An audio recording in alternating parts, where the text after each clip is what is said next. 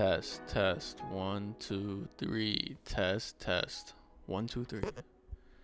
We are going live very soon. I am almost ready.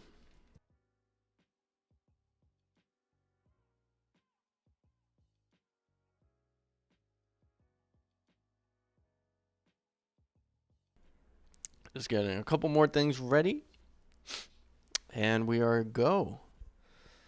All right. All right.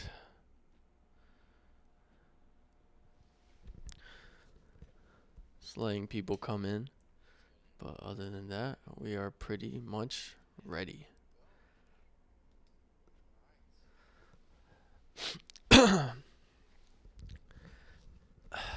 Welcome, welcome, welcome, welcome.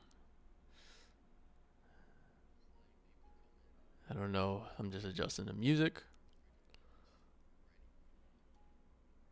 Can you still hear that? Oh, all right. Let me lower it to like that. Welcome, everyone, to your appointment. I've been expecting you guys. But I'm excited, you know. Got some new patients to look after. But let's lower this. It's distracting me in my ear. Hello. Welcome. Welcome to the Portrait Doctor. Just gotta put my gloves on really quick and we'll start.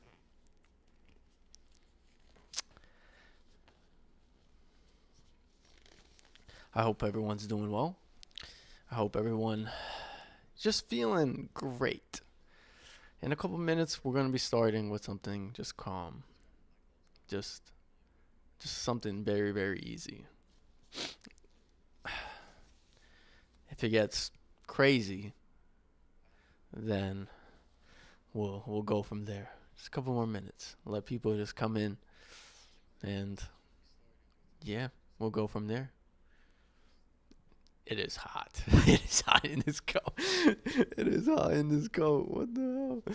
It is way too hot in this coat. We gotta do this soon.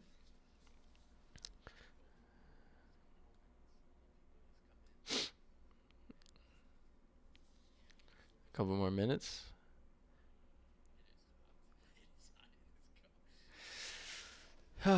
You know, I'm prepared for this appointment because I've had so many questions. So many people have so many questions about Jerd. How do I get my portraits to look like yours? How do I fix them in the way you do? How do I just kind of just flawlessly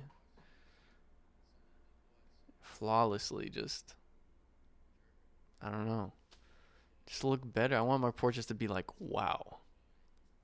So yeah, that is what we're here for. But anyways, everyone, welcome to the stream. We're just kicking the start off with everything.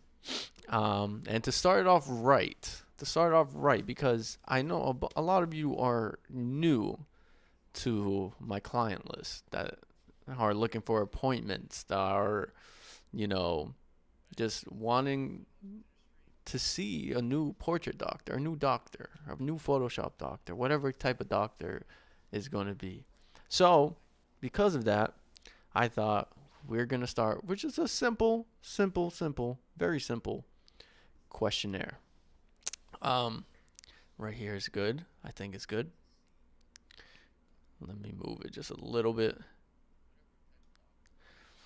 So yeah, it's just a simple questionnaire that I wanted to begin because I know a lot of you are new and I need to kind of know my clients. I like to know my clients a lot more. I like to just get comfortable and stuff like that. So yeah, so this is just a quick survey, nothing crazy. It just has like strongly agrees, neutral, disagree, strongly agrees to these very said statements, very common statements that are said a lot. In my emails that I read a lot, in my feedback, just with various clients that I've had in the past. So if these statements are ones that you agree with, that really, really touch your heart, please, please, please fill it out in the correct box, and then we will go from there. So, statement number 1, if you are relating to this statement, I want to stop using Facetune to edit my portraits or my photos.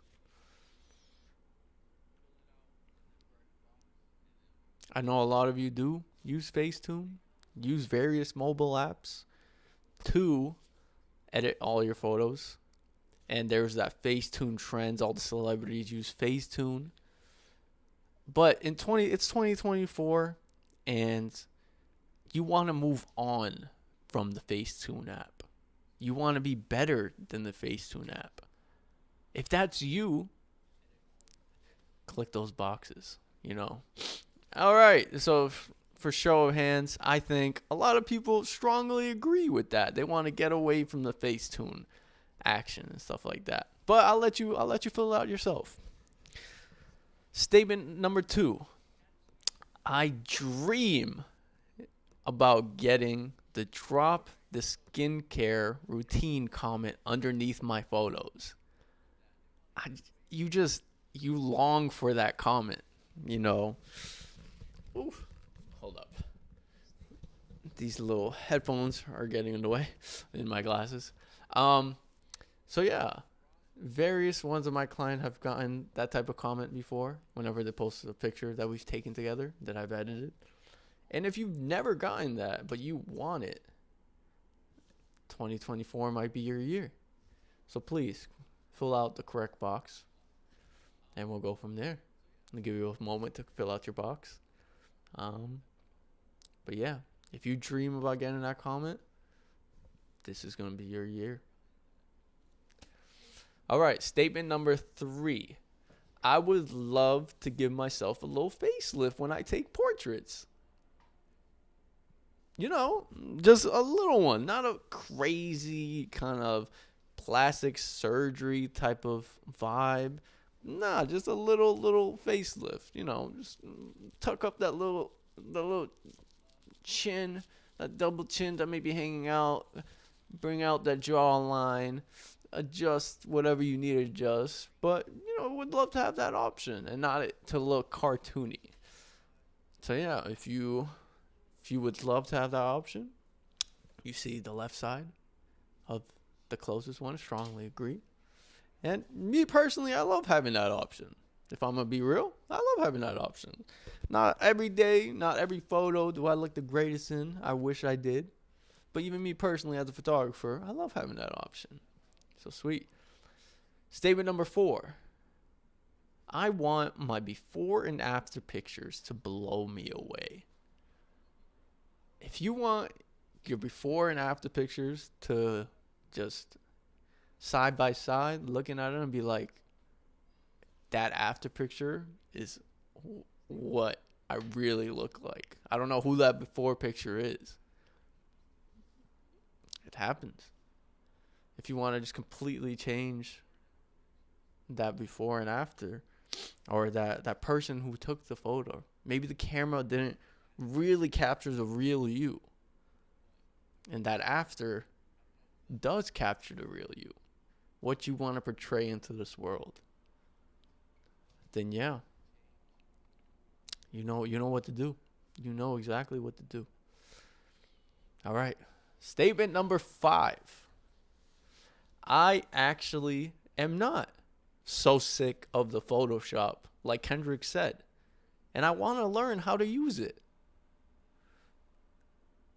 When that song came out, when Humble came out, and that part came out, and everyone sang it to the top of their lungs, but you sang it, but you never fully believed it because you enjoy Photoshop.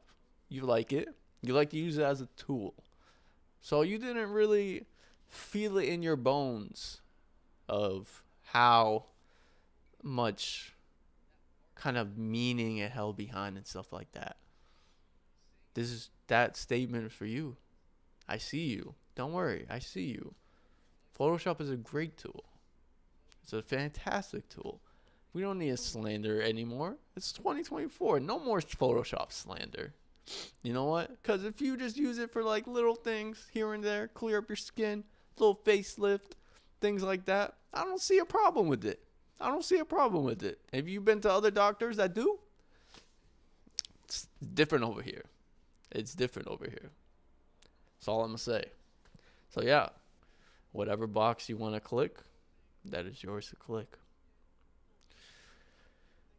All right, for the final statement in this short survey, I don't need a photographer. I need the portrait doctor. If you have been just so unsatisfied with all your portraits, up to this point, you tried to go to the high-end photographers. You tried to learn Photoshop yourself, but it was just so hard. You just spent so much money. You've spent so much money and time to try to get the best portrait you can, but nothing is doing it. Nothing, and I mean nothing, is doing it. Then you're at the right place. I see you. Just click that little box, that strongly agree box, and you know that's the first step to a new life, to a new medical professional that really takes his job seriously. And, you know, always puts you first. You're in the right place. Trust me. But yeah, so that is the survey. And the little feedback down below, all it says is if your answers to these questions lean more to the agree or strongly agree categories, that you need to set up an appointment with the portrait doctor immediately. So please subscribe to the channel, and you might figure out why you need them in your life. But yeah, other than that, that's the survey. Fill it out, come back to it, screenshot it, send it over, do whatever you need to do with it. But yeah, thank you everyone for doing that survey. I just wanted to start out that because I like to. All right, I need to take these off. I'm sweating way too much. I'm sweating way too much with these on. I'm gonna take the coat off too once we get started. But we gotta just play it up just a little bit more.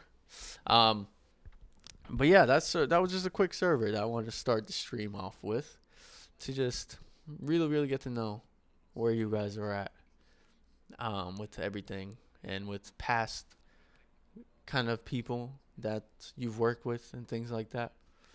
But yeah, sweet. Now you might be thinking after the questionnaire, you might think, okay, I just came to this stream, or I came to this appointment, but what makes you so good? What makes you the best? Or what gives you the reason to call yourself the portrait doctor? You know? And that's a valid question to have. It's very valid. So, my qualifications, right? Let me pull up some of my qualifications of why I think I am the portrait doctor, or I call myself that. So, let me just adjust this. So here we go. My degree that says that I have framed is this, my website. So if you go to a little website called XherdAliko.com, you will see, and we'll start out from the beginning. We'll start out scrolling down, right? I've started portraits. I've done so many portraits, I don't know how many. We'll start with the portrait photography category. Studio photography, outdoor photography, children, I've shot everyone, my friends, everything, from everything, and it ranges from 2015. That's where we start. But not only this, my work expands even further to just more fashion oriented portrait photography. We'll go into this section here. Then yeah, you have a scroll. If you're ever on my website, you want to scroll to my qualifications with so many different people, so many different portraits. I don't even know how many portraits I've shot so far. Outdoor, indoor, studio work, things like that. All different kind of portraits.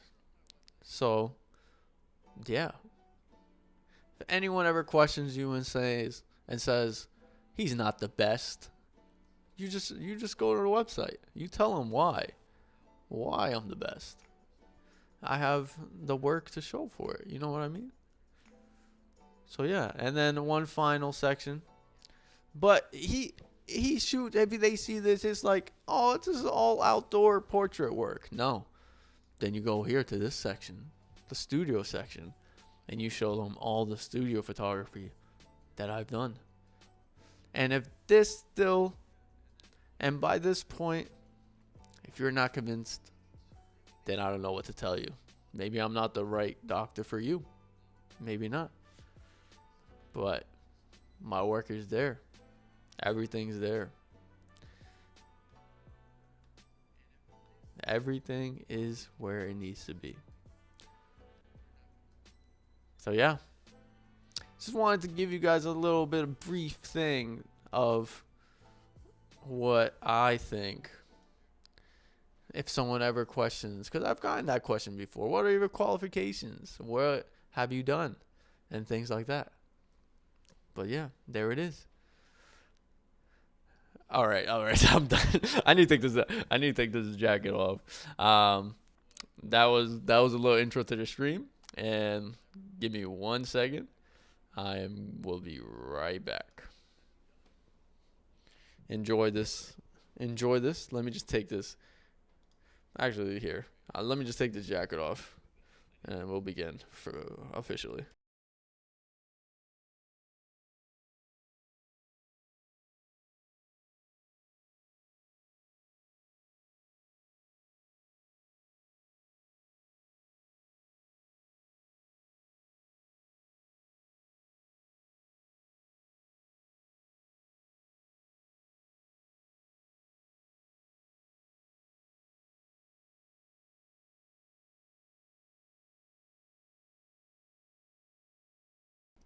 All right, y'all.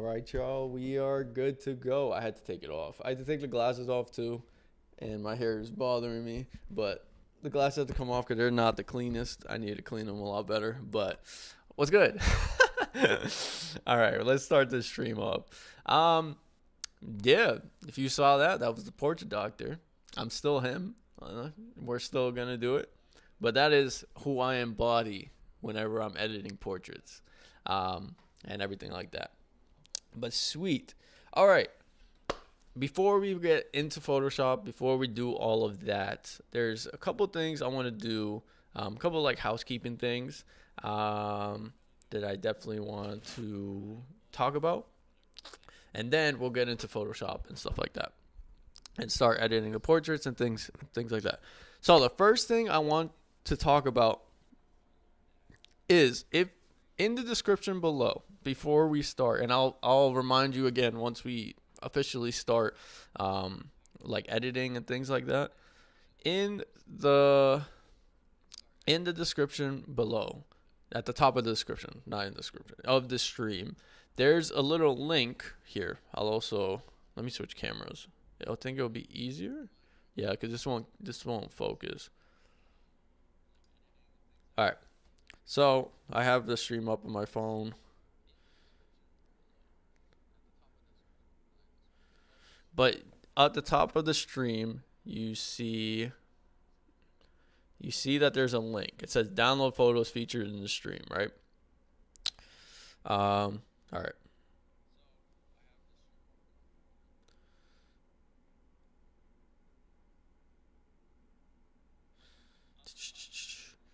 All right.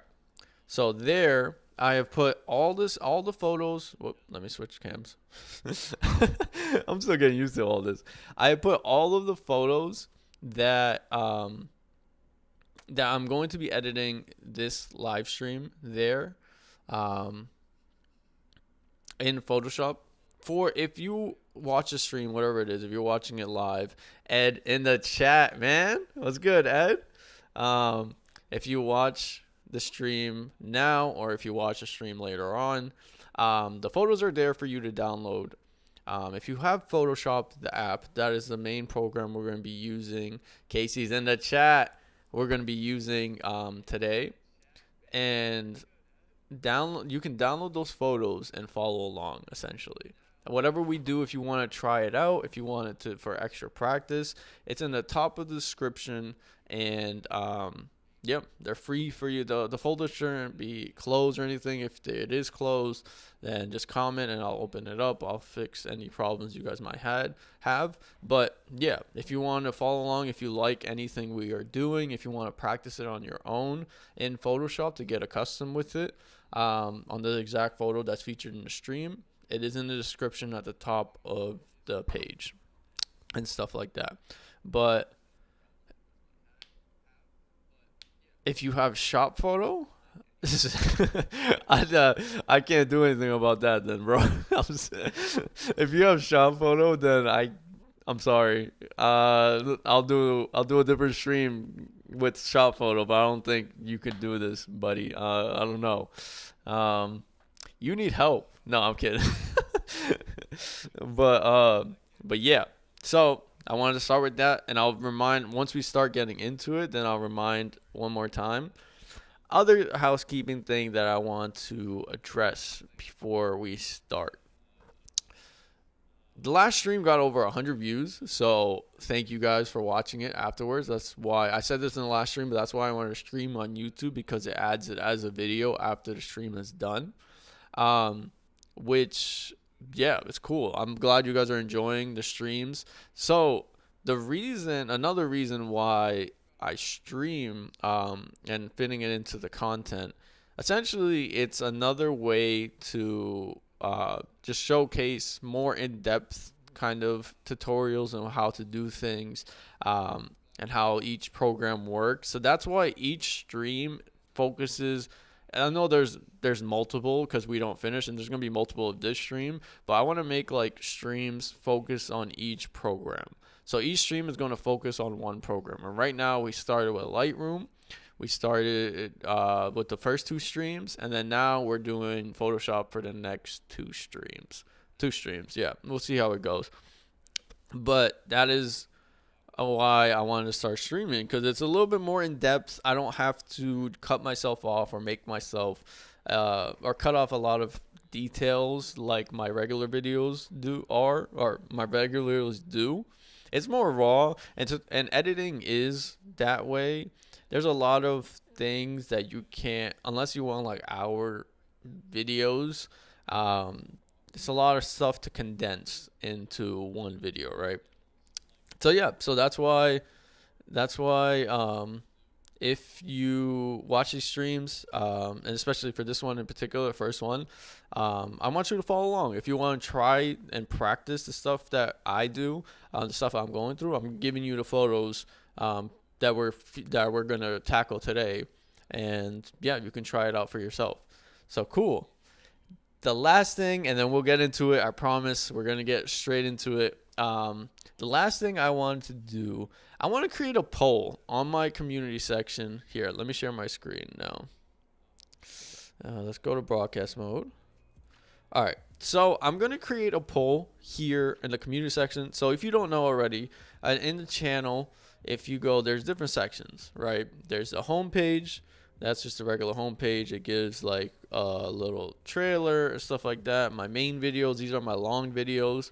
My shorts, these are the shorts. All the quick videos, under a minute videos, lives, playlists, etc. Right? In the community page, if you haven't seen already, I post a lot on the community page, like updates and things like that. But I want to create a poll, and you'll see me create the poll, of course, because I'm sharing my screen. I want to create the poll for what days you guys, and if you see this like afterwards, because a lot of people watch the streams a day later, which I appreciate so much. But to get more of you in here live, I want to create a poll, and if you guys can just select the day, basically what day would you like me to stream at? So the schedule that I want to aim to get to, right, is going to be, and this is, it's still a work in progress, and it's gonna take a little bit to get to it, right?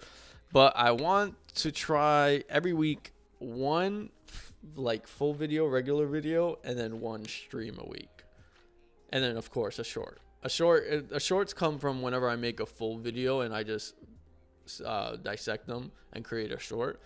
But that is what I want to try to aim to get to. Every week I want to go live once. I want a full video posted and a short, of course, a short as well. That is what we're aiming to get to. Don't hold me to that. I don't know. I don't know. We'll try it out, see how long we can do it, if we can even do it. But that is what it is. So I'm creating this poll essentially to see what days you guys like. So the time is going to be the same, like around this time, because that's what works for me, like around late, like the night, early night, kind of late afternoon vibe, unless it's like a weekend. If people want me to go live on a weekend, then we'll do that. Wednesday, Thursday. We're doing twos. I'll know what days to focus in on when you select one. Don't worry. Friday, Saturday, and did I freeze? Everyone still there? I don't know if I froze. I dropped a lot of frames. Hello.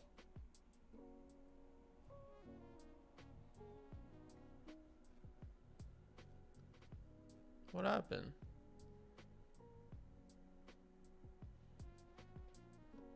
Can you guys hear me? Am I still on?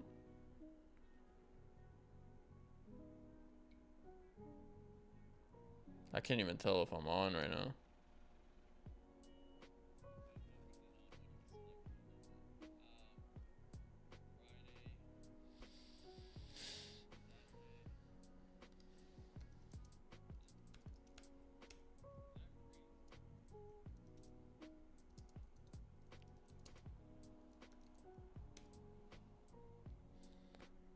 Is it still frozen, Ed? Or can you hear me now? Or no? Is it still frozen? It might still be frozen. I didn't even start yet.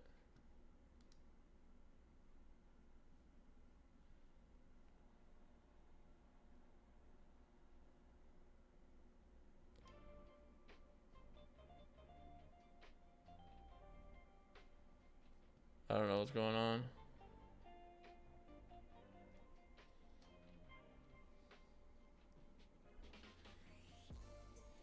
One second, guys, if you're still in here.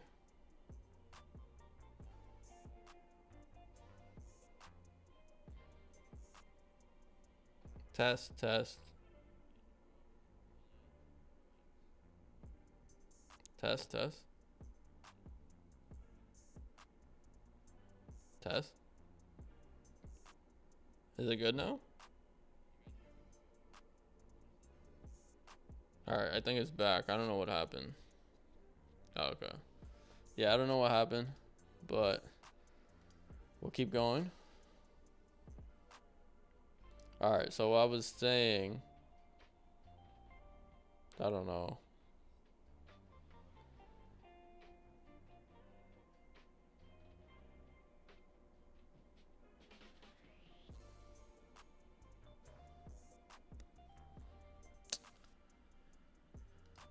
Oh, it's messing up. Alright, I'm just posting.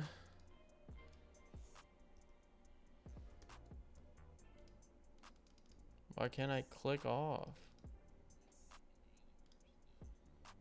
Okay, text post. Okay, if it's back, what days? I'm just redoing this.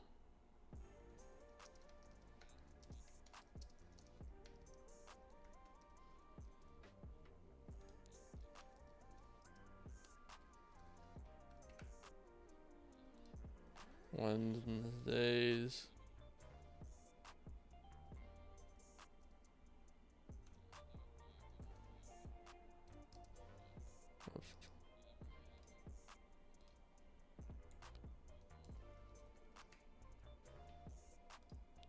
Fridays. Saturdays. Okay, cool. And then Sundays. Sweet. All right, posted. All right. So we posted that. If we are back, then we are back. So yeah, so you guys, if you take time to vote what days that go on, that was annoying. But I just hope it's still going. Vote the days that you guys want me to stream. I'll get a better idea of when works when for everyone, right? To get more people in and stuff like that. But yeah, so that was the schedule kind of thing. We're aiming here. We're not we're not saying it's gonna be immediate. I'm gonna try. I want to try for one stream a week, one full video a week as well. So 2 videos. So one stream and one video, and then after that, if we can hit that, I'll be happy. But that is what I'm trying to aim for. Sweet. So yeah, let's start. Let's get into it. I'm excited. I'm excited for this. I am excited, super excited to hop in. Let me just adjust.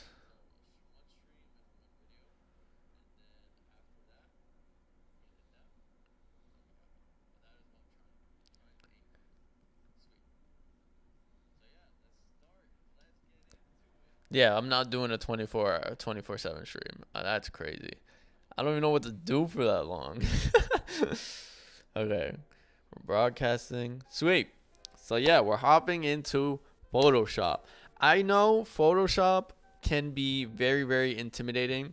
The same way as kind of After Effects is intimidating. For photo, Lightroom is a more kind of user-friendly application, whereas Photoshop seems very complex and scares people to get into it and stuff like that.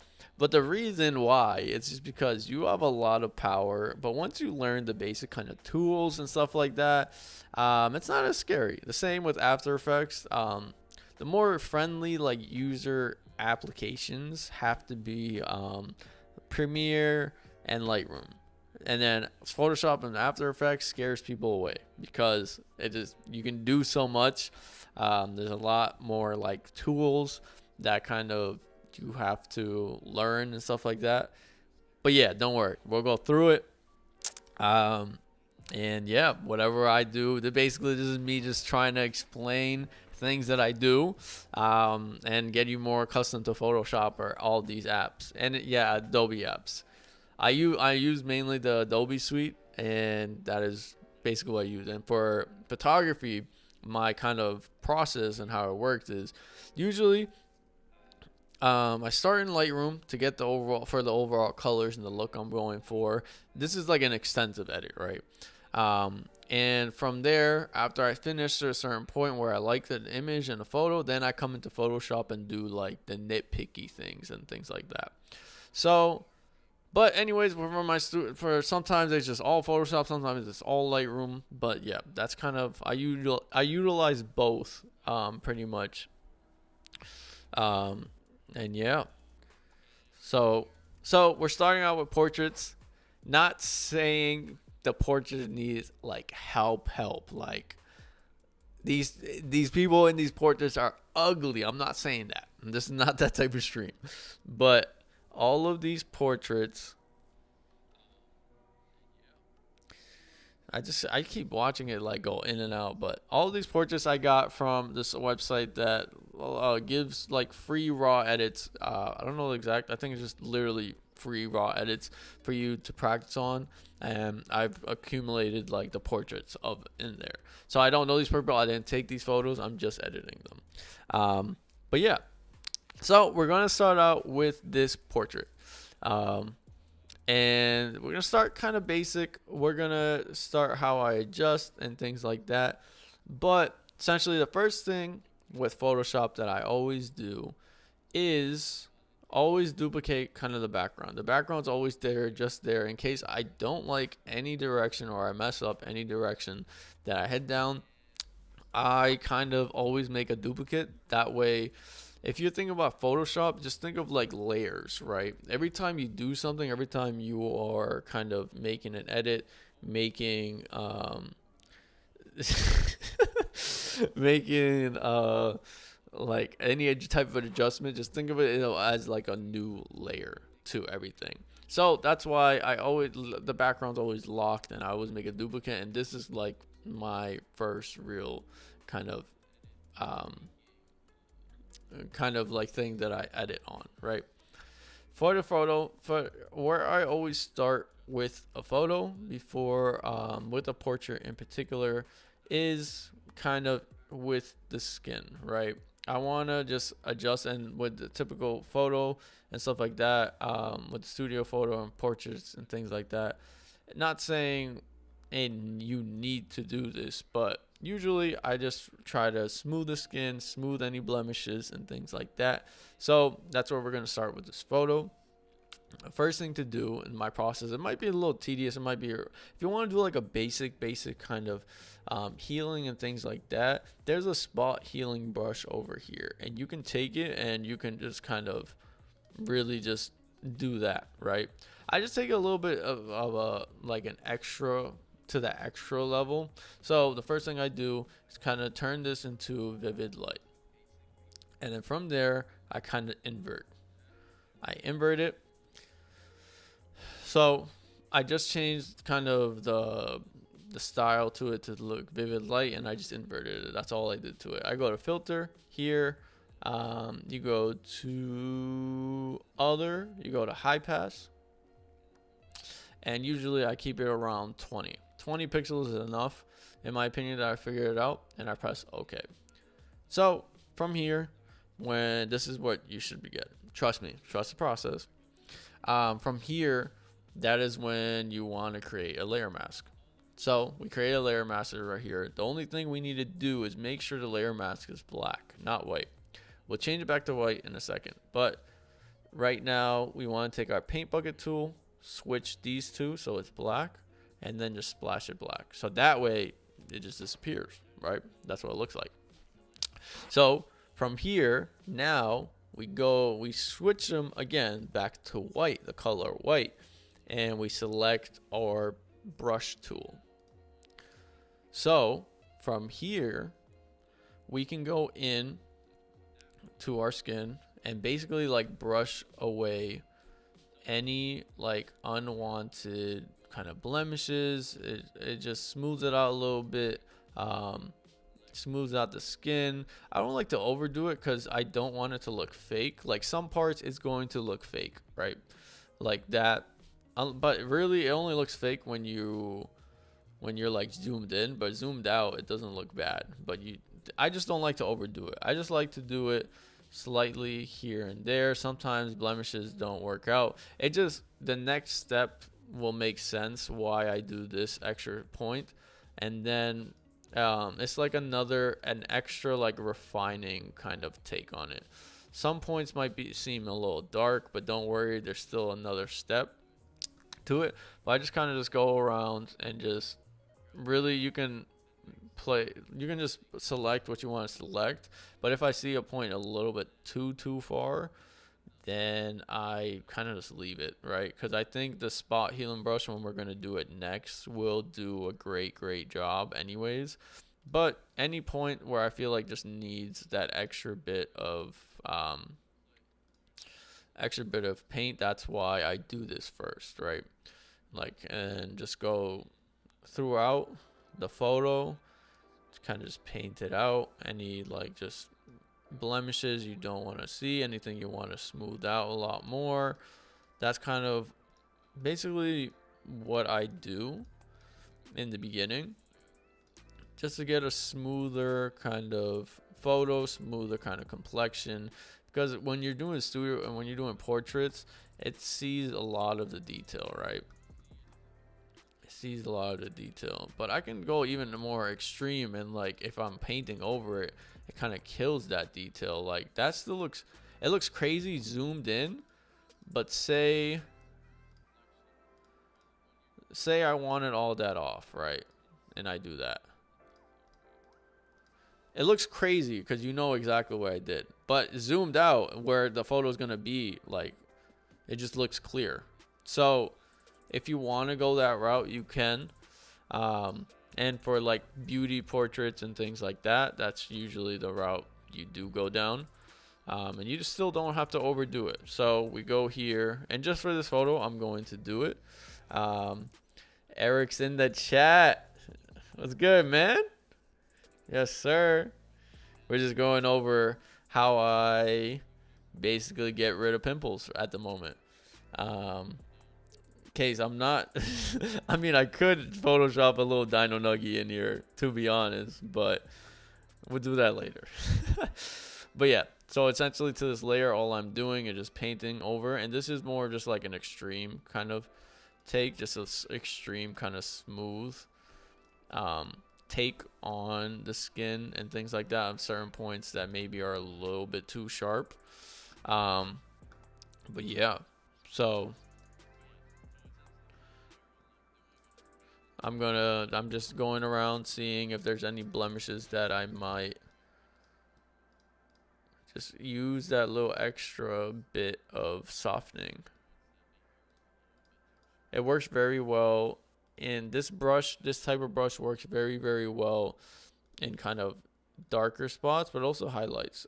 It might look crazy at first, but like that right there, look crazy, but after a bit,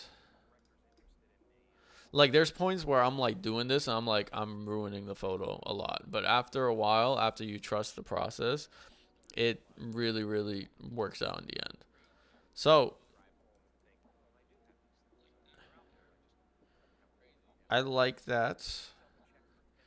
If I do it here, is it gonna kill? Because I like the makeup of how it's looking there. I don't want to kill it.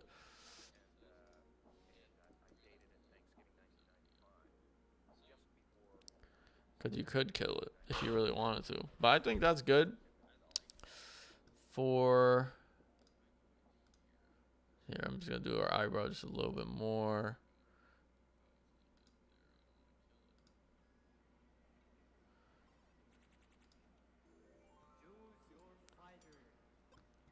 Sweet, and then just under. I don't like how it's coming in.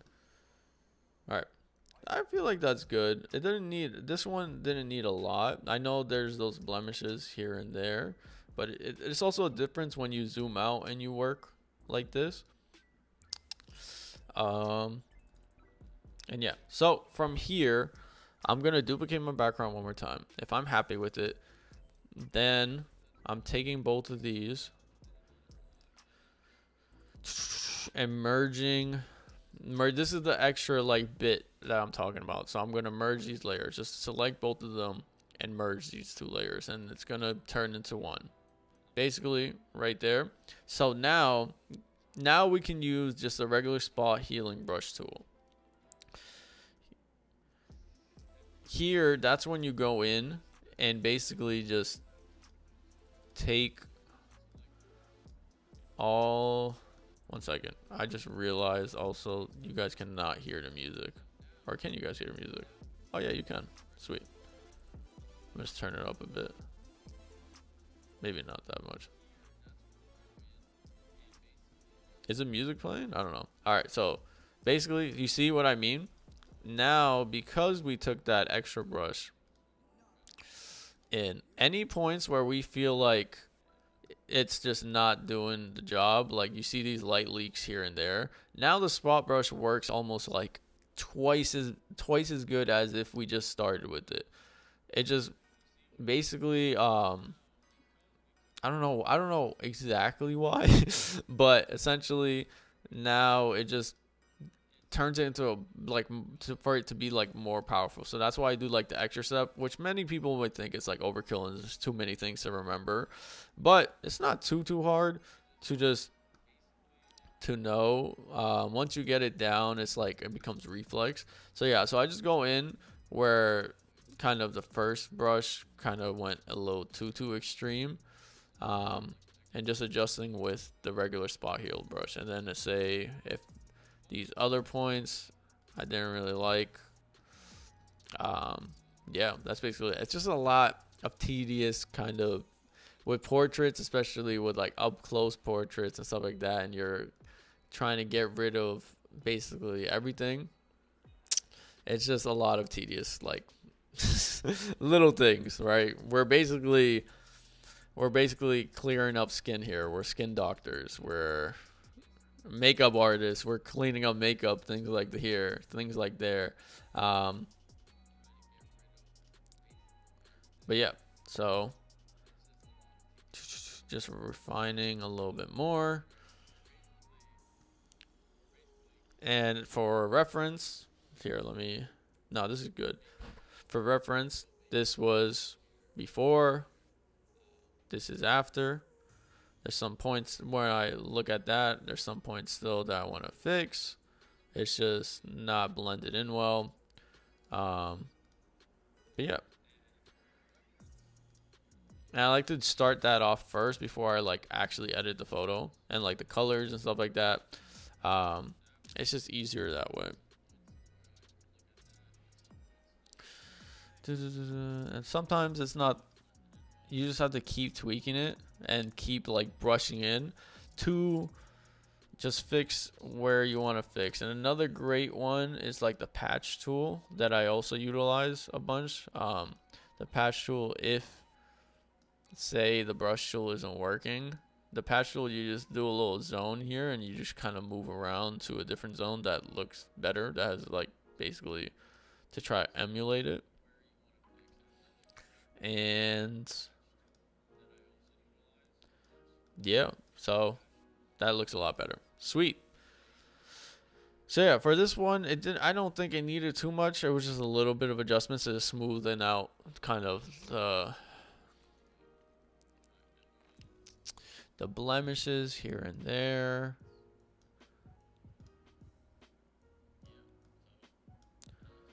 Sweet, sweet, sweet.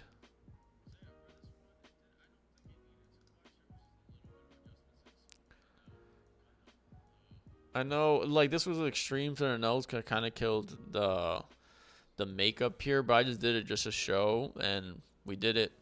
It didn't kill it, it just more like blended it out more, I would say. But if we take the pat, I'm just curious to see if we do that.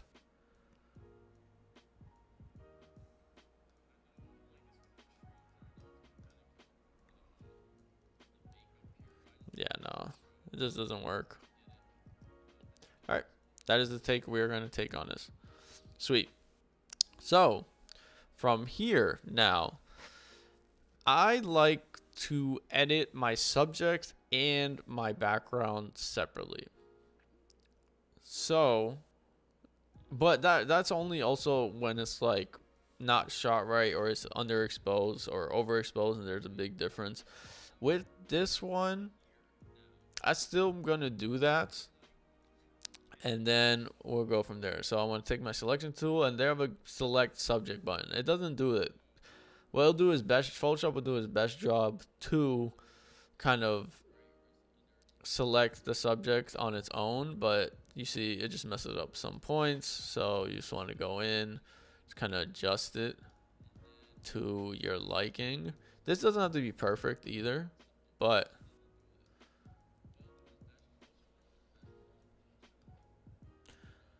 yeah, I just kind of go in, try to capture. No. No. Try to capture as much as I can.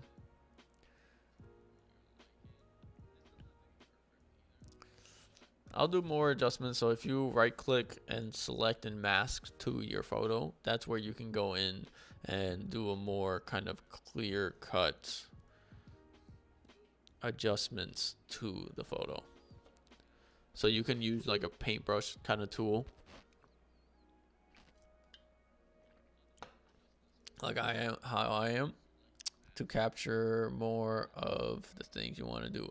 And you can get really like into this. Like I've gotten to the point where I zoom in crazy amounts, right? There's probably better ways to do it, but sometimes I don't know, it's very soothing, you know what I mean? Editing photos for me personally is very soothing, and I just kind of go in myself and just try to capture as many details as I can zoomed in. But I'm not gonna go that depth. I'm gonna keep it very basic. Not saying we're gonna rush, right? But I'm not gonna get every single little hair strain, every little like hair and stuff like that. And also too, it adds like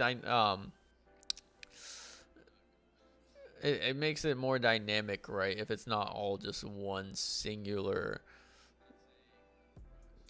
it's not lit the same exact way, making it look flat. I kind of steer away, especially with my studio shots and my portrait shots in studio, away from it looking too flat. I like to keep my background and my subject separate and be able to control those two lights.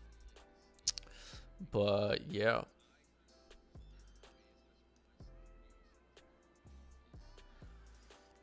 just coloring more hair where the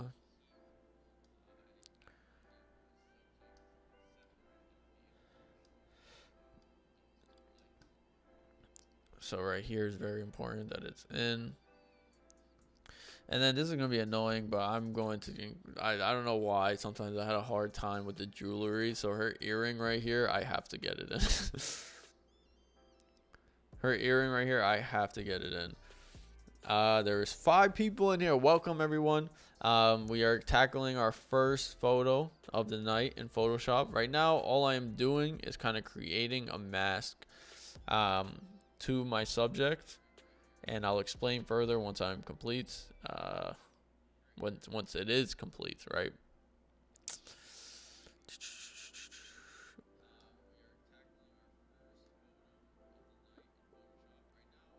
Yeah, it's not perfect, but it's just I just need a little bit of it, and I don't need all of it. All right, cool.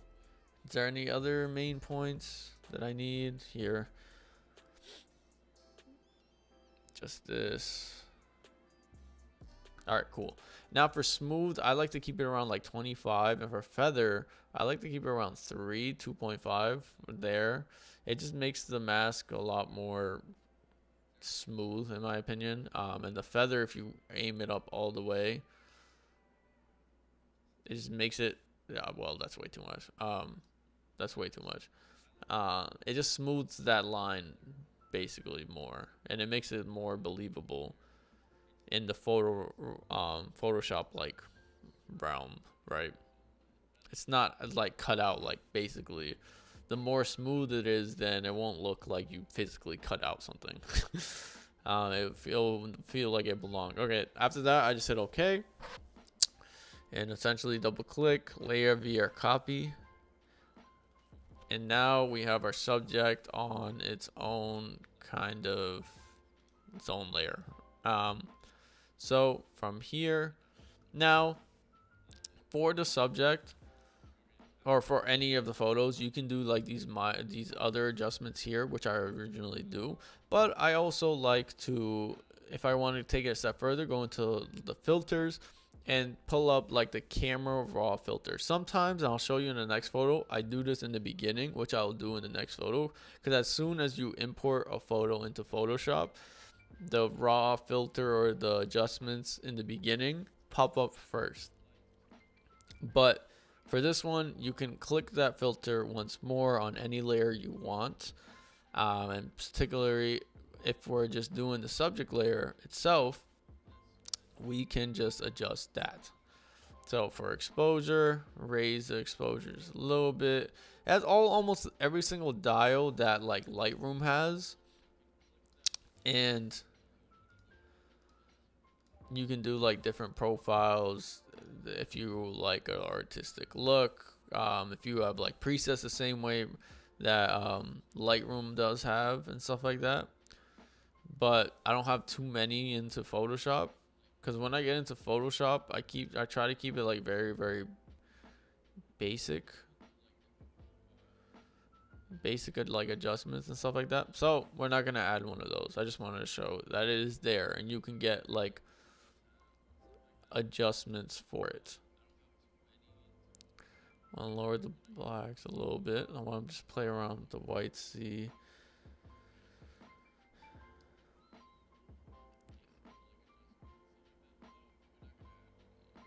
These are just minor at this point for this particular photo. What works well with it? I think the tint we can bring up. It works very well. Sweet. And of course, for portraits, I love to lower the clarity just to give it even more of a smooth kind of feature to the features of the portrait and things like that.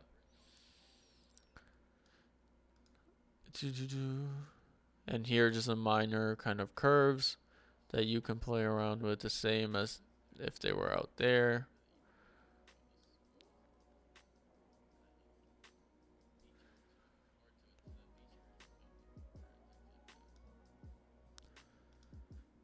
For the color, I want the reds to pop out a little more red, the orange, just slightly. I think it's fine.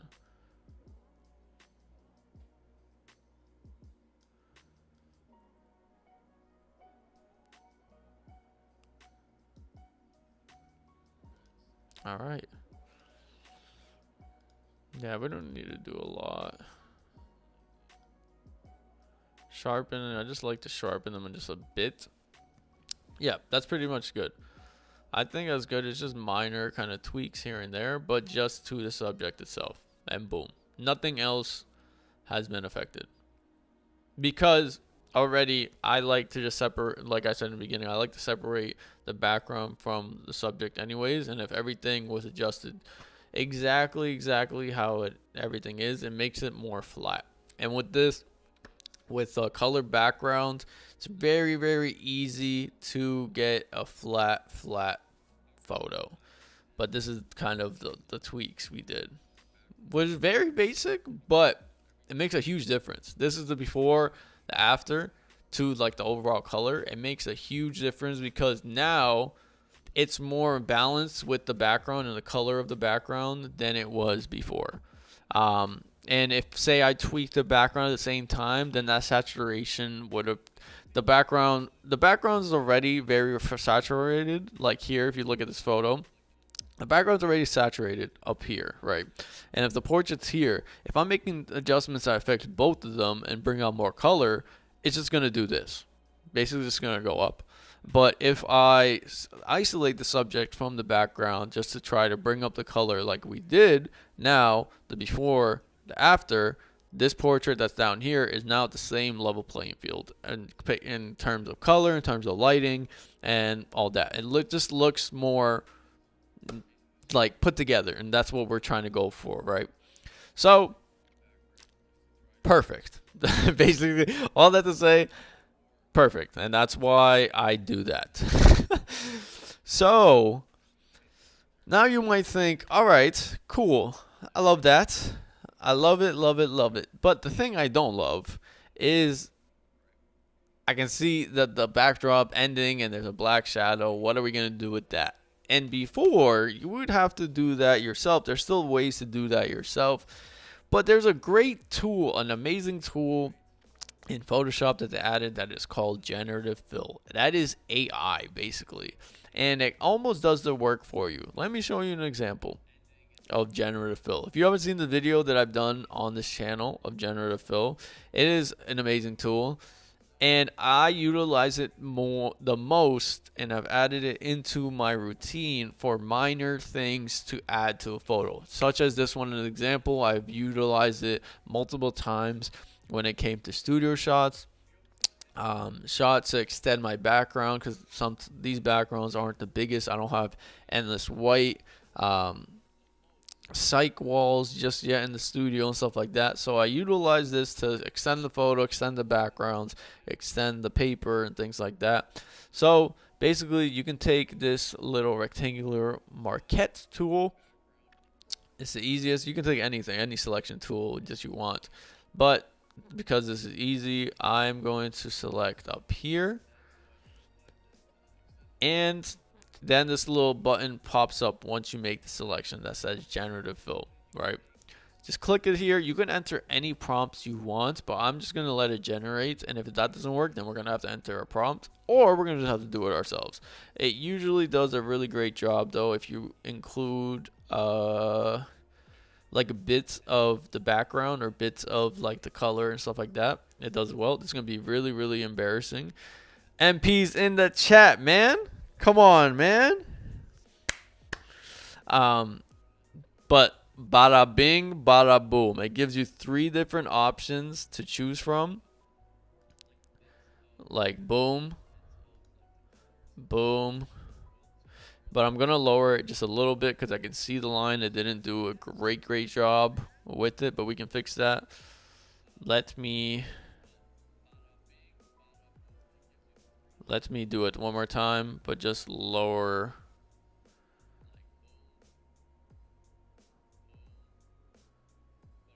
Lower it just a little bit more, so it captures more of the background.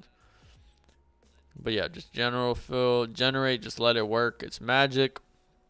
Generate fill is a great tool, and it will make your life so much easier. It's not hard to use and stuff like that, but it'll make your life so much easier, because I had to do this before they had this tool. You had to do this yourself, which is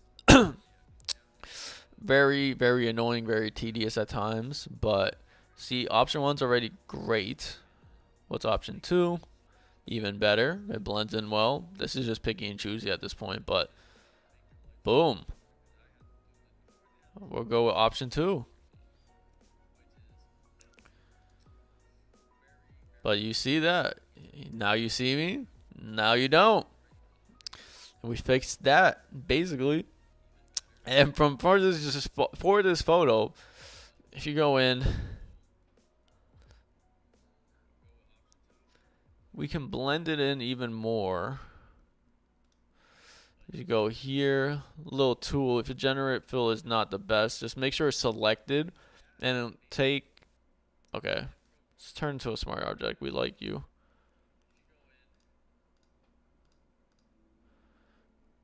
Just slightly just blends in. I mean, you will not know. I'm going to let you know now. You will not know the difference with it, but in the background, if there's like little points that you don't like, if you go in with a spot healing brush, that is enough.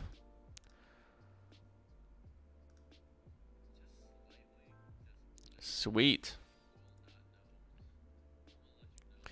Thanks, Case. It is looking great. This is what I did with your portraits. But remember, you still got to come in and choose your headshots that are still waiting for you. But yeah.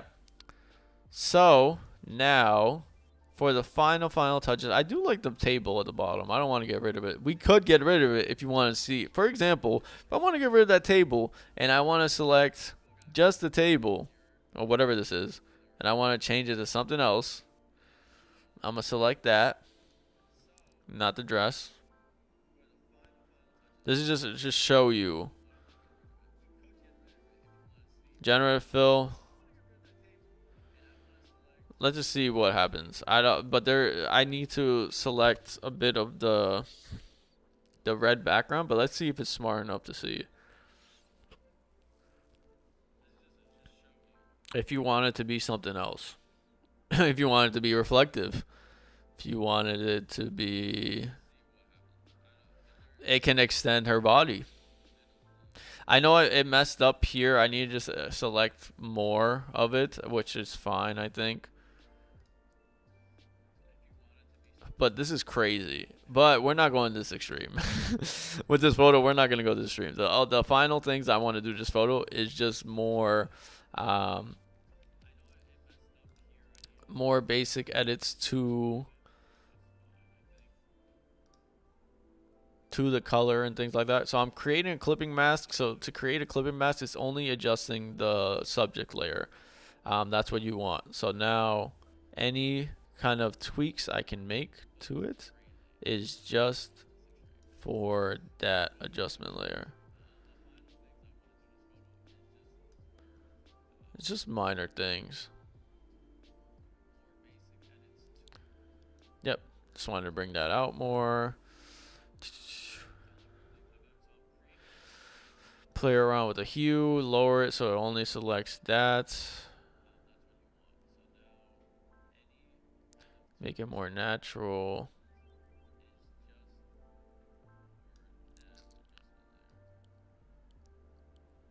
Raise the lightness. This we might just use this for below it.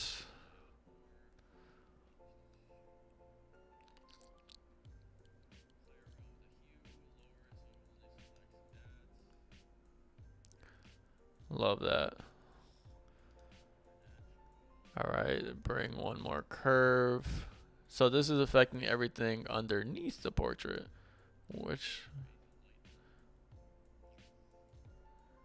yeah, love that.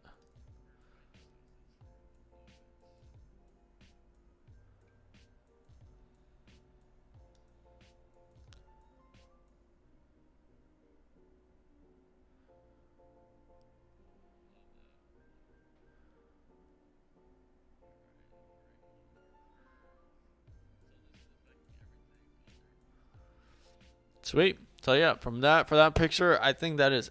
Oh no, there's one more thing. So one more thing that I'd like to do, I almost forgot. I take the subject, right, and to add that like glowy filter like effect that I really like, I take the subject, I duplicate it. I should have done this before. Okay, it's okay. We can still do this. So I duplicate it, but we're gonna have to create clip and mask. Create clip and mask.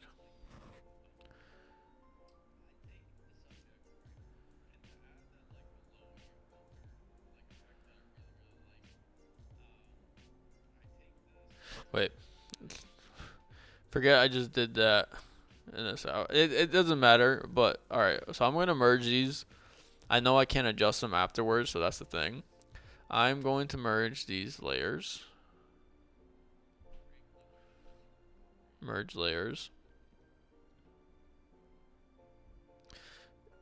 And now I'm deleting this one. And now I'm creating. Because I like where it was. Now I'm creating a duplicate.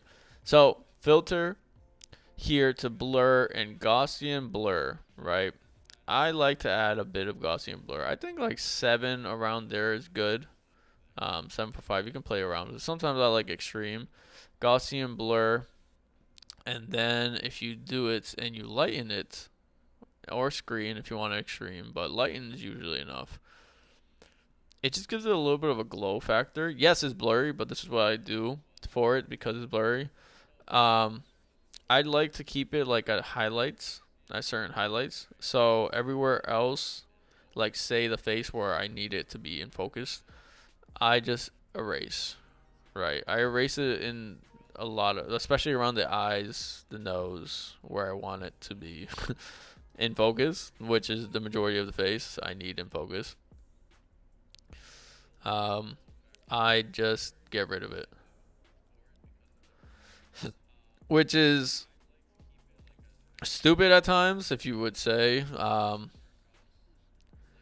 But for certain looks, it works better than others. So I just like to add that little extra bit of glow. It's just my style, but with it, without it, with it, And then it doesn't have to be at 100, right? You can lower it to like 70, the opacity. It just gives it that extra little bit of glow that I like. But if you don't want it, you don't want it. But I like to do that. I don't have it that high though. I sometimes even keep it like pretty low, like here. It just gives it that extra bit of everything. But yeah, that is our final look for this particular photo that we did. Um, if we even wanted to go further, we could just extend it a bit to make her more centered and things like that. But I like where it's at right now. So everything we did, if we close everything,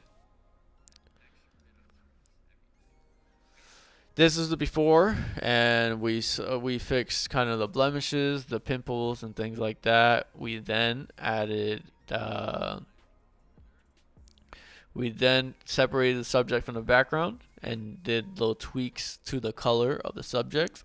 After that, we went to the generative fill, filled in that backdrop to make it more full, things like that. And then we made little tweaks to the background, and for our final look, this is where we came to. That is the first photo. It's really easy, really small kind of tweaks here and there. But that's kind of what I like to do when it comes to portraits. So yeah. So let's go to photo number 2. Let me drag that in here. We will start with...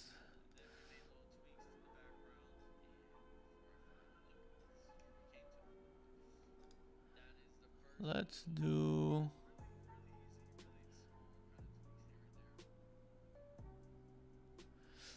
Where can we go next?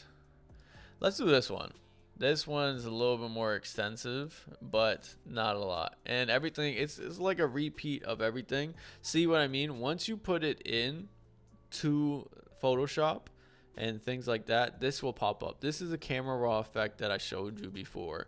And you can do this before, you can do this after, but because we want to, or we're going to have to work on the subject and the background separately, we're just going to hit done for now, just so it opens up. And yeah. Where is it? Did I hit cancel? No, I hit done. Hello?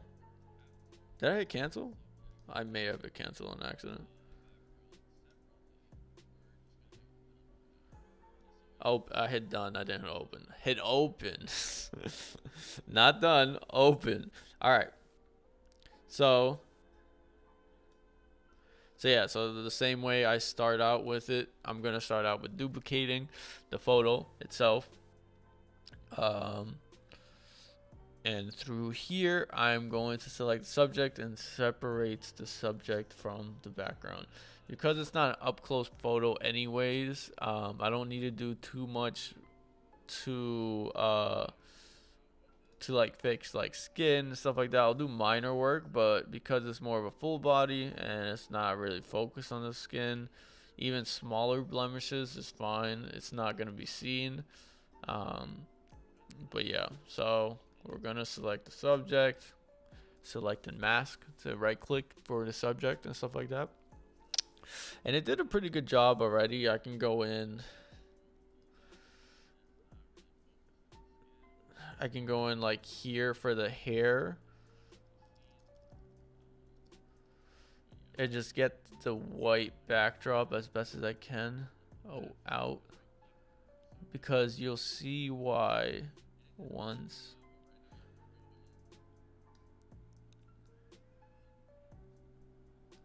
I like finagle with the background. But this is one that I've done to my own self-portraits when I did with the white backdrop, that I do a lot actually. See here, the hair doesn't need to be, I just want to get rid of the white as much as I can, but that's fine. All right, so smooth again, I'm gonna do 30. You can play around with this. And then feather around 3. 3 is good. Sometimes I can go even further up, but 3 is usually good. Press OK. And then layer via copy to get the subject layer away from the background. All right, now we have them separated. Now I'm gonna see if we can just adjust them with these minor tweaks of the background first. Create clipping mask. I just want to raise. So I'm gonna make a video on if you want to start on studio photography, what to start out with, and the easiest thing to always start out with that I'm gonna include is a white backdrop and a black backdrop, because it's very, very easy to get high quality photos with a white and a black backdrop. White backdrop, if you want like endless, if you want like a basically a whiteout kind of thing, you can do that by just raising the brightness. It doesn't have to be the greatest photo, but you can always tweak it in post. Of course, if you overdo it, it's gonna look flat. You're gonna tell that it's photoshopped. She just looks out of place. But I love to raise it more, just to bring out that white. And you can with white, right? It might look overexposed, it might look here and there, but that's the point. If you're using white, if basically I want to bring out that white, right? But there's a reason why you don't want to overdo it and you just want to play around with it, because in my opinion it just gets rid of, basically now, because I did that, it got rid of, like, you see the scuff marks on the white, it got rid of unwanted shadows, and it makes it what you're going for, more of a white backdrop look, a white out kind of paper, white infinite look. And you can stylize it. There's still shadows here and there that I'll bring out a bit more, but now you see, if you play around with the levels, this left side has a little bit more dynamic and less flat feel to it, that if I like just shot it up, I could just do that, but she just doesn't look I want to keep some of that shadow still in, and it might be minor, but it does a great job.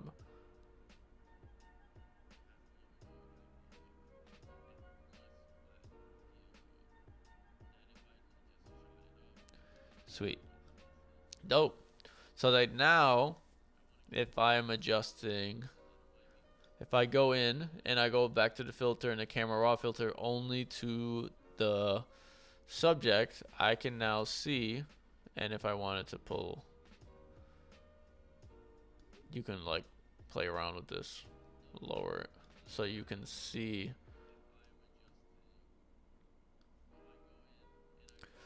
where the background is now and adjust it accordingly, basically. So knowing that the background is lighter, we're gonna have to raise the exposure. I want to raise the contrast. Actually, I'm gonna lower the contrast and then lower the blacks. Raise the whites and make her pop out, so make her seem in place with the photo. Shadows, raise.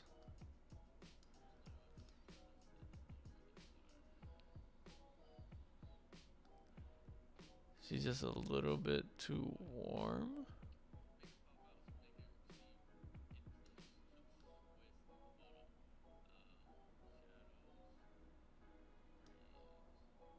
Bring out the vibrance. All right. Effects, clarity, we know we want to bring down. See, even when you bring down like just the clarity itself, it softens the portrait already by a lot. And it's like that extra step to smooth the skin and stuff like that. I want to raise the dehaze. All right. And the overall curve of each one.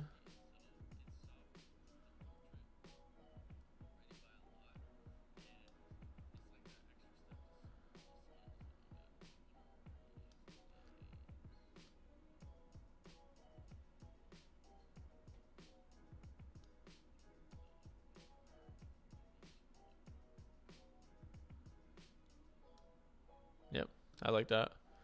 I might try to add in a little bit of blue. Cause she just looks a little, I think cause I rose her skin complexion just looks a little off. I like that. All right.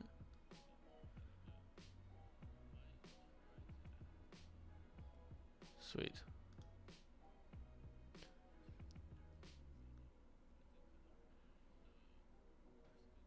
Not a lot, I think.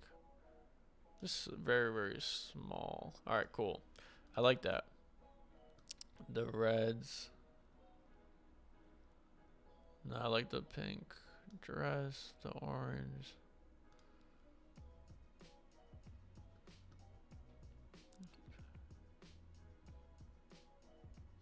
Bring out the orange, bring out just a little bit.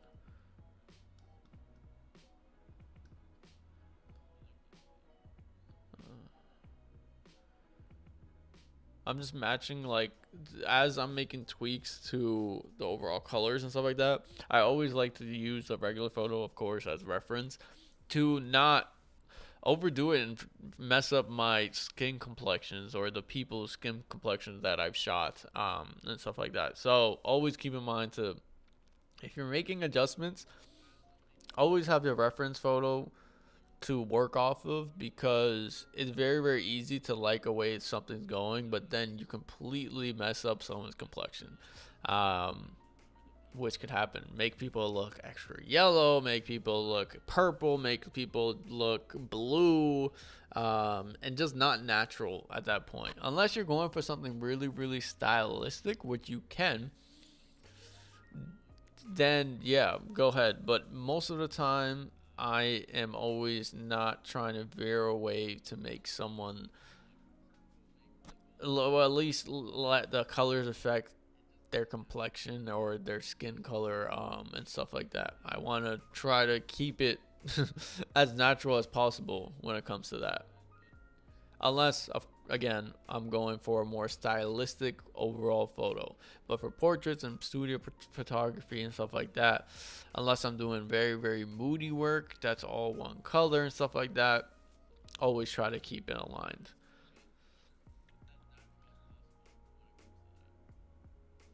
No. All right. I like that. I think that's good. Let me just raise the sharpening a bit more. Cool. All right. Okay. Boom.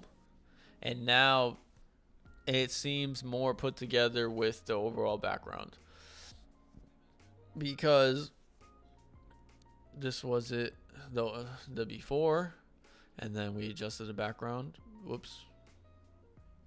Okay, we adjusted the background. You'll see why. But then we isolated the overall portrait for it. Sweet. So now the same thing we were talking about before, they're at a level playing field. That is where we want them to be. And now every time we are adjusting them, one or the other, they are a better starting point.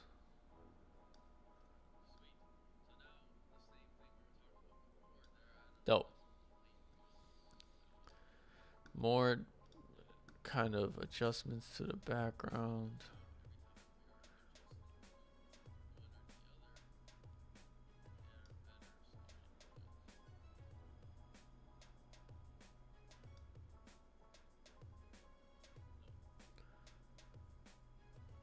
Sweet. So I want to just play around. There's not a lot to it. That was the main kind of effects that I wanted to do to this photo to kind of fix it, if you will. Because if you take it like this, how it is, the goal of it is to showcase that white background. And to enhance it even more, that is what kind of way I go about when working with the white background. That's why I also think that if you're starting with studio photography, you should start with a black backdrop and a white backdrop, because it's the easiest to edit, to shoot, and to make mistakes in, to understand what works, what doesn't work, and stuff like that. But yeah, that's kind of where I like to go with it. If you want to take it even further, say we select the subject again, right? And then we inverse. We can play around with the generative fill feature. Let's just see what I'm just curious to see what it does if I just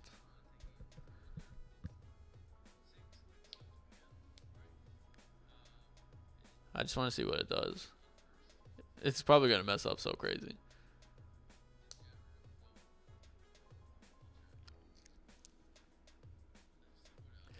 Whoa, it didn't. Wait, what did it do?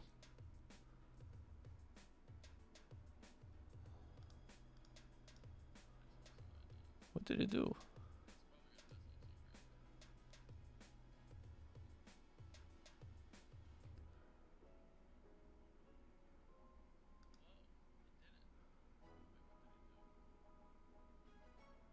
Oh, cool.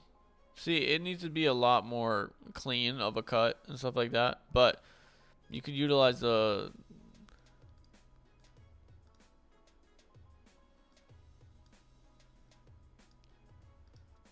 if you wanted to make it even more refined, the generative fill. But I think it did enough already. It was very, very simple anyways to kind of adjust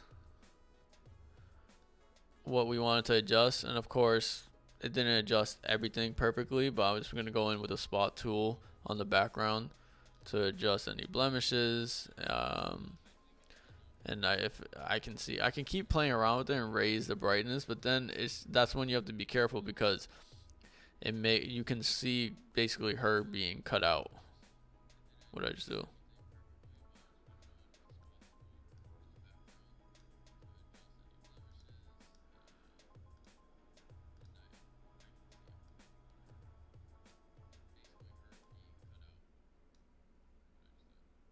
What just happened?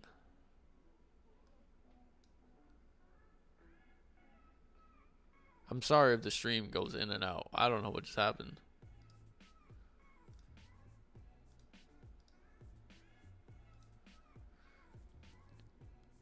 Hello?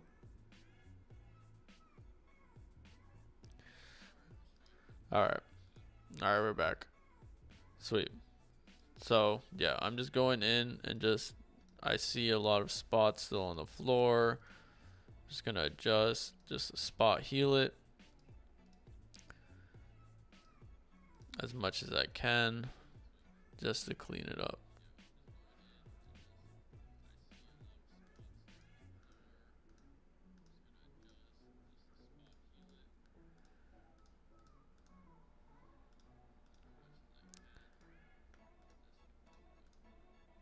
Sweet. So adjust this, adjust that. And I'm just being nitpicky at this point. I can use the patch tool as well.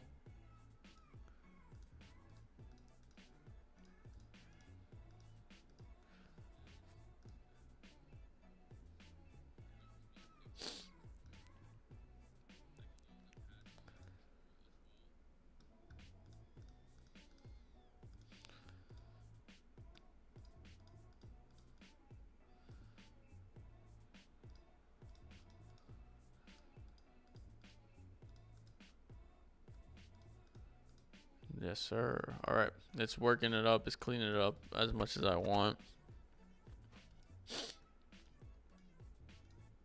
Sweet.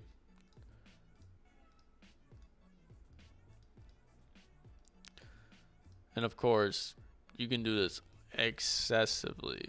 Like if you don't want anything to be wrong with that background, go in excessive, and I might bring it up just a little bit more. But that's why the white backdrop just looks really good. And it's easy to work out with if you're just trying to start in studio photography. But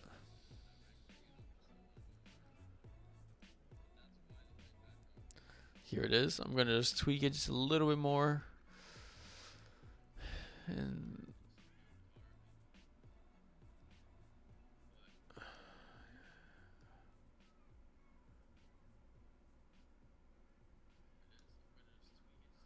sweet. I like that.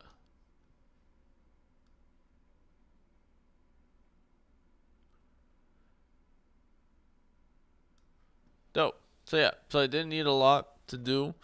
Oh, okay. So there's one more cool thing that you can do. So we're going to merge these layers. We don't need them anymore. I think that's a good place to stop. Any more, it's gonna look fake, and we don't want that. So let's merge these layers together, and now something really cool that you can do with the extended fill, the generative fill that I do a lot, is extend it even further when it comes to the backdrop.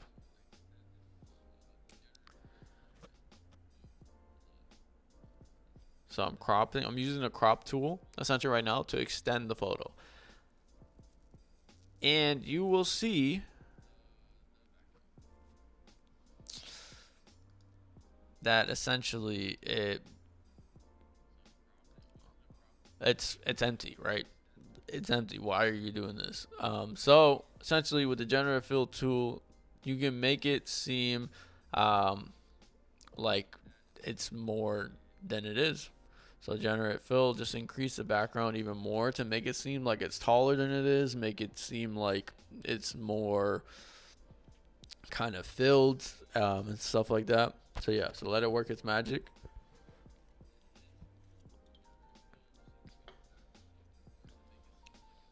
And boom, there's the first one. You can select if there's one that's you like better. I think they're all the same. I believe they're all the same. So yeah, so cool. That's the first one. Make sure this one is selected again and do the same thing for the top. Generate, please. And we wait for that. I just need to.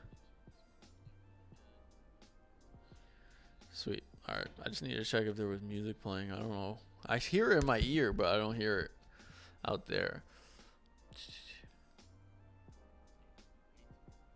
Sweet. And you can like adjust the top and the bottom. Yep. Now the last one.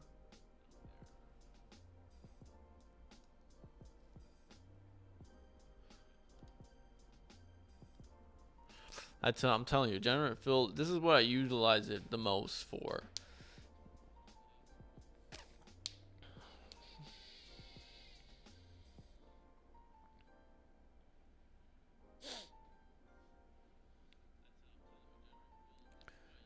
Because you see it mess up there, you want it above this one?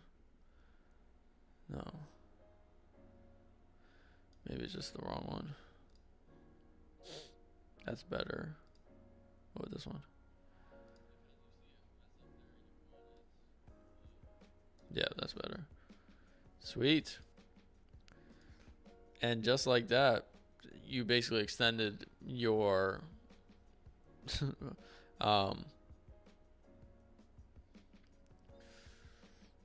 your subject and stuff like that. I'm gonna see if it will include a shadow. See if it can do that. I'm gonna give it a prompt. Add shadow. These prompts I haven't figured out exactly. Bro, I'm telling you, we're in like more of a complex like app with this Photoshop, and people steer away from it. But it's a lot easier than many people think. All right, I don't know why it's catching. That's crazy. All right, we're not doing that. All right, that's it. That's all we are doing. I can bring out the shadow a lot more too if I wanted to. I can like add in the shadow physically, but that's a lot. So that's all we have to do to this photo. That's all I kind of wanted to do, and I can tweak it even further.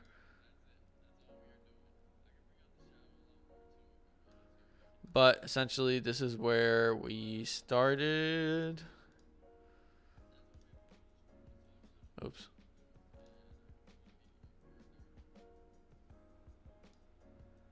This is the photo where we started.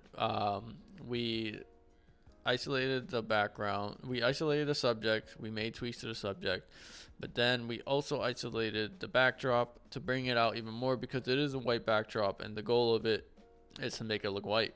It doesn't look white. It's underexposed. But so we brought it out even more. Then basically all I did was extend the photo to what it really wasn't, and I added the generative fill to extend the backdrop to it, and voila, that was the before. Uh, the before, and with everything we did, not that, the after. Boom. That is it for this photo. Um, and yeah, let's move on to the next photo. The next photo we will edit. Let's do a fun one. This one's fun. It's just underexposed, and we haven't done an underexposed one. So, did I add this? Yes, I did. All right. Okay, we're just opening again. See, it opens up as the camera raw filter, which we can do. Okay, for this one, we will edit it, and then we'll edit it even further afterwards in the same process. So because it is a bit underexposed, we want to raise that. It's very moody, so we want to raise the contrast. I like that. Because it is moody, I don't want to raise the shadows. No, we'll lower that. We'll raise the whites.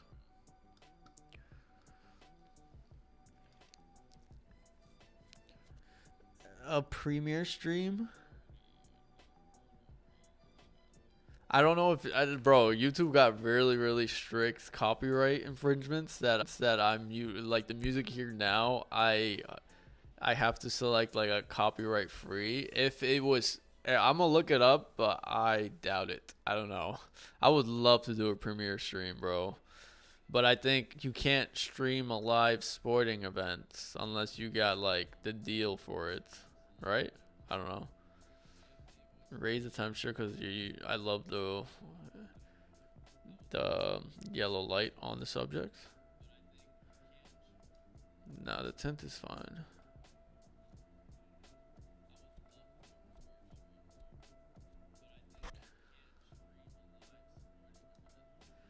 But yeah, I think even Twitch, you need to like the only people that do that is the people that have those deals specifically from the leagues.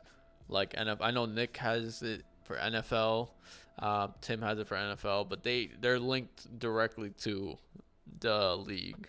And I don't think that's the only way you can bypass it. But I know people were getting banned. I know people were getting banned for um, live streaming like boxing and stuff like that on all the fights.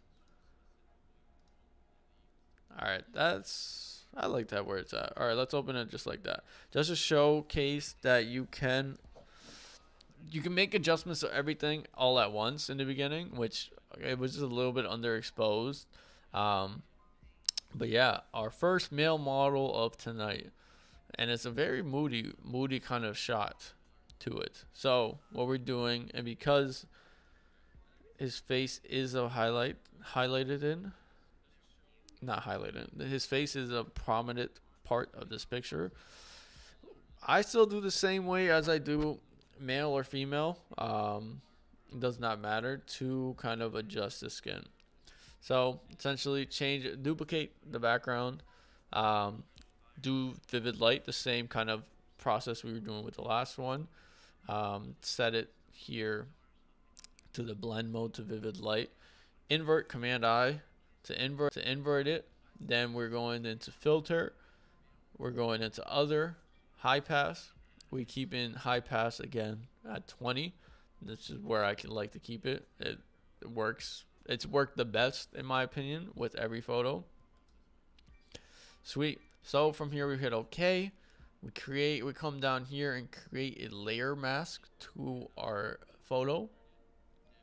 And make sure we have the black color kind of highlighted. So it's always set to white and black, and we want it black to white just so the black is highlighted. Then we take our paint bucket tool and paint black over the mask. I apologize, I don't know what's going on. Also with the stream, it keeps coming black, but we are still here. I'm viewing it right now. It has not ended just yet, so I need to figure out what's going on, but we'll figure it out. We'll keep it moving. And from there, maybe I close one of these tabs. I might have just messed something up. Yeah, let me close this tab. I might have just too many tabs open.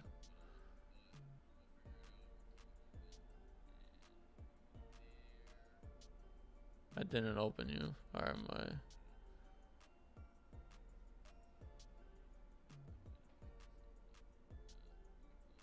I? Alright, maybe that will help. But yeah, now that didn't help. I decided to go black my screen. Maybe that was open too much. I think it's working a little bit better now.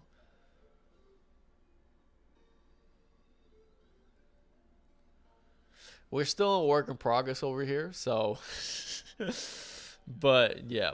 So yeah, now we created our layer mask, we painted it black. We're switching it back to white and taking our paintbrush tool and doing the same thing we did our first photo. We're going to the skin and kind of seeing any blemishes that we want to take off. Like you see here, these wrinkles, we can even brush away.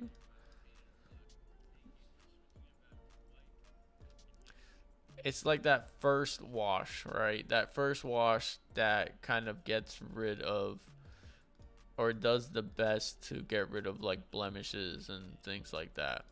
That is why I do this process, and some people think it might be overkill. Some people have different processes to do, but this is kind of what I do when I'm cleaning up just skin, when I'm cleaning up the overall face. And sometimes it might look crazy. Sometimes it might look like you're ruining the photo, but trust the process. Wait till the end, because there's a whole other step that cleans it up even more. And yeah, I could like paintbrush it all. Like say I'm doing that, I could do that like the whole face, but most of the time I just try to get rid of like the blemishes, and that's usually enough. I don't like it too overly smooth or overly photoshopped. Sometimes it just looks fake, and I know it could look real to other people, but to me it just looks overly fake. And if I don't like it to look that way, then I won't do it that thoroughly, right?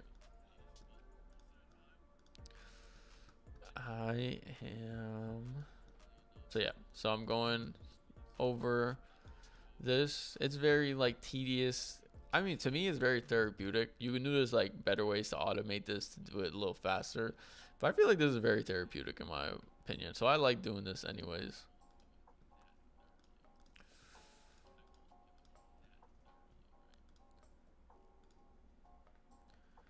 Master class, everyone sign up. Basically, this is another way that I feel like I want to utilize these. These are more like little classes, a little more in depth. Like I was saying in the beginning, I think I love the one-on-one interactions. And of course, I want to get them better to like step by step. If you guys want to follow along, I need to get better at it, at doing so. But this was kind of first step. I forgot to mention again before we started. I mentioned in the beginning, at the top of the description, all these photos that we are doing are in a folder that I put in a link in a Google folder that you can download yourself and you can follow along. We're on photo 3, and anything we're doing, I know I might be going a little bit fast at times. And if you're watching this stream after it's done, after it's posted, you might have a better kind of better luck or better experience with this to following along because you can pause it and things like that. Um, but yeah, it's meant to, if you want to practice, if you have Photoshop, if you have the applications to follow along and yeah, practice a bit more. That's why I like doing the live streams. I'll find better ways to and good better speeds, finding my place to go in what type of speed we're going. We're going too fast, too slow, stuff like that. But that is my first step. I learning as I go and trying to get better with the live stream here and there. There's been a lot of technical issues this stream that have not occurred before, but it will get better and better. But yeah, so essentially that's pretty much good. I don't see any like other crazy. Oh, a bruised thumb. Will it work? Yeah, let me smooth that. I just peeped this. I'll do this after. But you see, even this, it doesn't work just on your skin. It works on like clothing too. If you see any like marks, but I think the blending tool is enough for clothing, so that's why I don't do it too much. But yeah, so now this is a good place to stop. I don't see any other like major kind of blemishes to work with. Maybe if you're doing your own face, you're more subjective to it, but I don't like to overdo it to a point where it just looks too fake to me personally. If it looks too fake to me, and even if like I show it to like the clients or post it and stuff like that, I will always know like it's just a little too fake to me, and I don't like to go that direction with my photos. That's just my personal preference. But this is where we are at. Now, once we finish that, we're duplicating and we're merging the two layers together. So command and select, or you can do shift, select them both, right click and merge the layers together. Now we can go in with our spot healing brush that's over here and do the final kind of tweaks to it like we did in the first photo. It's the same exact process basically with portraits. And if you want to get even more extensive, you can add to this process. But this is kind of the same exact process that I like to do. And repeating it just helps it make better. You get better and better at doing it. But yeah, so that's why sometimes most times when you're shooting like portraits and stuff like that, it's very tedious. It's very much doing the same thing over and over.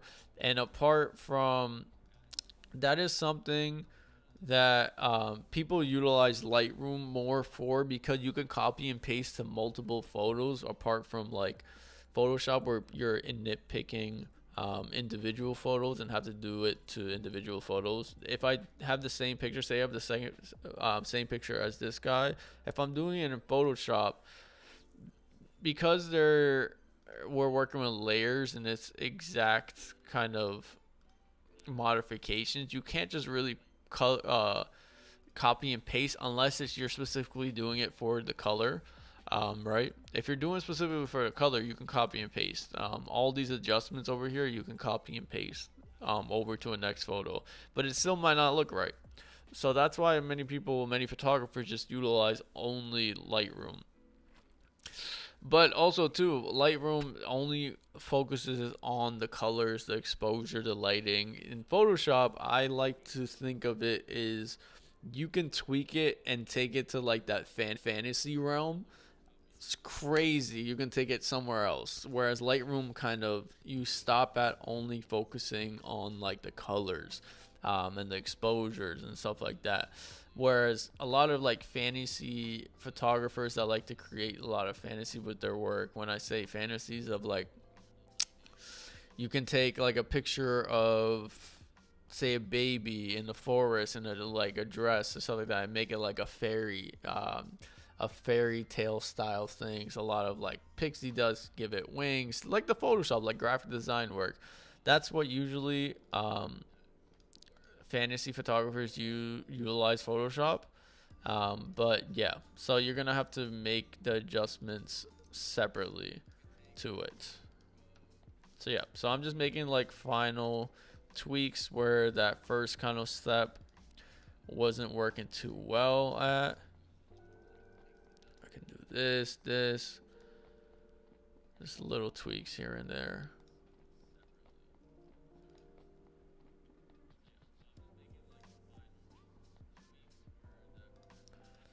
Sweet. So that's pretty much good.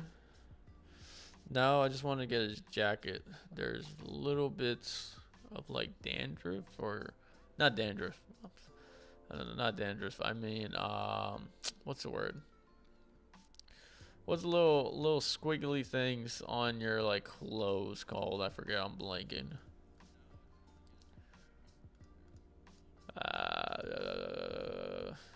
I don't even know what it is. I'm trying to think of what it's called. I forgot. Well, I'm just fixing that. I'm acting as this lint roller. Lint. So, just getting rid of the lint on his jacket, making it more pristine. And this thumb. This is a good challenge. Let's see if the patch tool will work. I may have to go in with the clone tool, and that will be our first time doing the clone tool. But let's see how this patch tool works. Yeah, no, I mean, it did a decent job, but now for these type of cases is when you want to bring out your clone stamping tool. Clone stamp.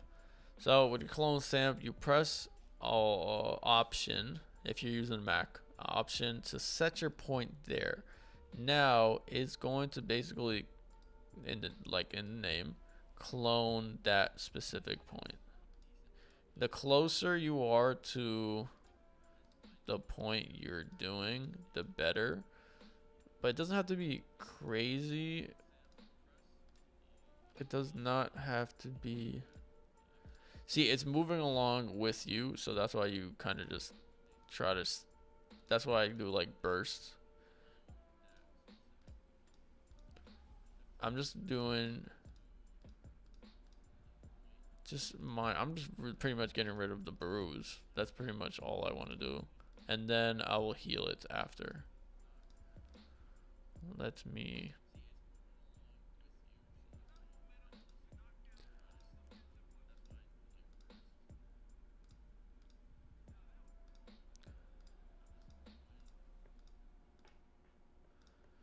Sweet.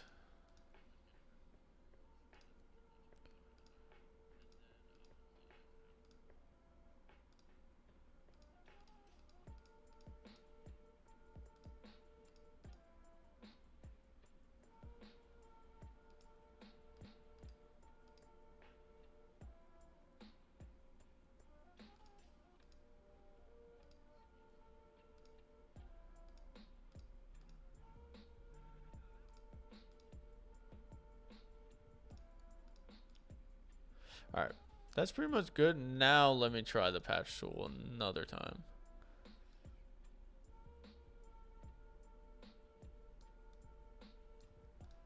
No.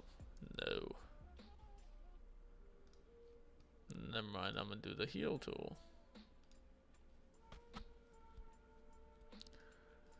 I think the heal tool will work better, yeah.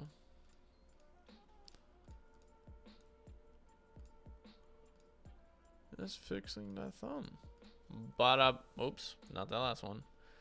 And bada bing, bada boom. Before, after. Sweet. I am a thumb technician. I am a real doctor. No, I'm not, please. Please don't get me arrested. I'm not a real doctor. Sweet. So all we have done so far, boom, boom, boom. Now I want to show you guys also the facelifting filter. That's really dangerous, but really what Photoshop is all about, in my opinion. Liquify. So if you click over it on the filters and then you find liquify, this will bring in your face tweaking features. So say our hairline is too much. There usually is one more. Oh yeah, right. Say our forehead's too big. Bada bing, we can lower it. Also, this guy is basically a stock photo. I am not saying he got a big forehead. I've gotten these photos from a website. All of these photos, these portraits, I did not take these photos. I don't know. I do not know these people. From this website where you can download free like raw photos to practice on. And this is just me showing you guys how to do it before someone gets mad or this man sees himself on the stream. They're all licensed away so you can use all those photos on that website. But not saying the forehead ain't foreheading the way it is. But if you want to, the liquid tool is there for you to use to lower. It's here. I'm just showing you how to lower your forehead. If you got a big forehead and you're insecure about it, don't worry. There's a liquify tool in Photoshop that allows you to big forehead, small forehead. There you go. So playing around with the forehead. You can play around with the nose too. Say you don't like this like angle particularly because you don't like how much your nose is looking. You can lower and do that. So this is a very powerful tool in my opinion. I mean, of course, it's anything you do, if you overdo it, it's not going to be, it's going to look corny, right? It's going to look fake, but you can do it. And then two, I can bring in the chin. I can bring up kind of the overall face structure and just play around with it. The eyes too, it does a really good job with the eyes. But yeah, that's kind of the liquify tool, and we'll play around with it. I'm almost done.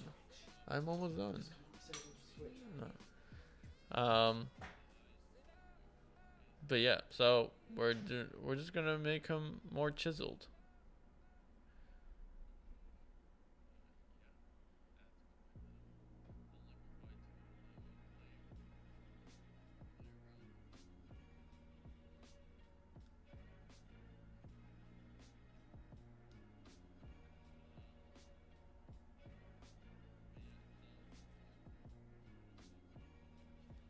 Sweet.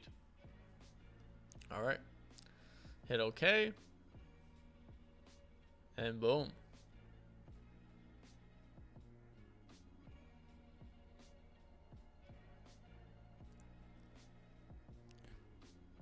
Am I muted? Did I hit M on accident? Nope. We're still good. Am I frozen? All right. Before, after. Before, after. Before, after. I just cleaned up the skin, cleaned up, and just played around with the liquify tool. Oh yeah, and also the thumb. He had a bruised thumb. So dope. So from here, now, again, we're doing what I love to do. We're going to select and basically, again, create the subject in its own layer and away from the background. And it does already a great job with the hair. Again, refine it even more. Let's do right click, select and mask, and refine it a bit more over here. Yep.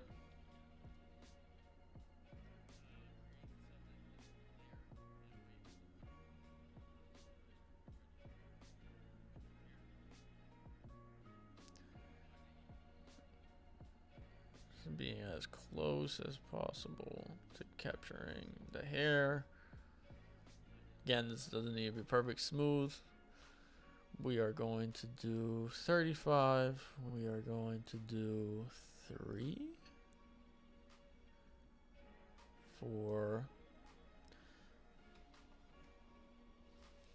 We're going to do 3 for the feather because I just think it looks the best. Can even do like 3, 2, 3, 1. 30 in the smooth. All right. Okay, layer via copy. And now let us tweak. Because we did the camera raw filter in the beginning, we don't need to go there. We're just going to do the adjustments now with these adjustments here. Create.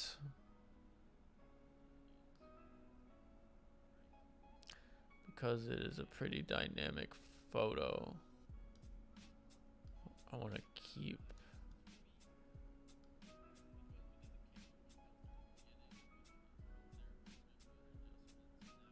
yeah, I like that. Hue and saturation for sure.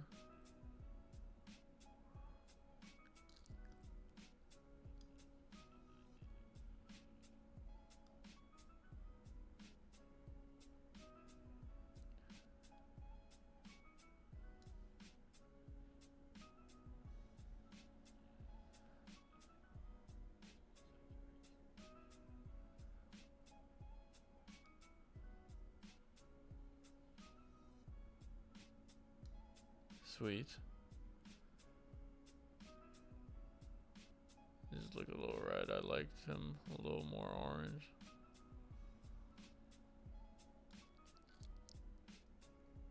Sweet. I like that.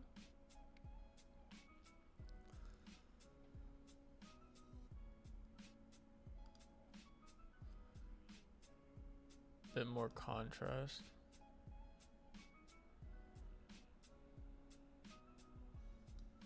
Dope. Sweet. And now let's work in the background. Do kind of the same. No, not that.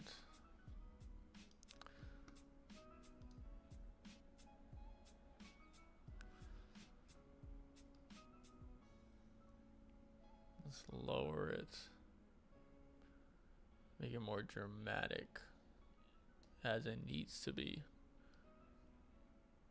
It needs to be more dramatic because that is the lighting we are going for in this photo. Sweet. Actually, yeah, more.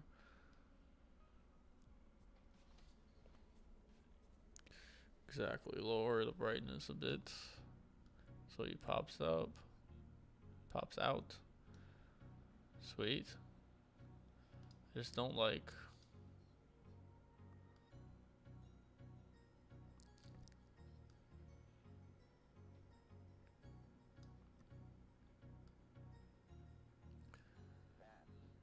Because we did so already, like adjustments in the beginning, I don't feel like we need to do a lot. Sweet.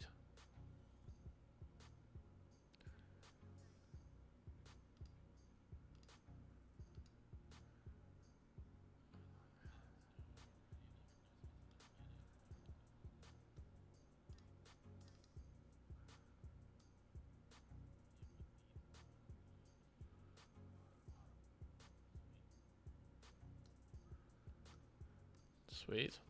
I like that. All right. And one final thing to the overall thing, you want to bring it together even more. They got photo filters.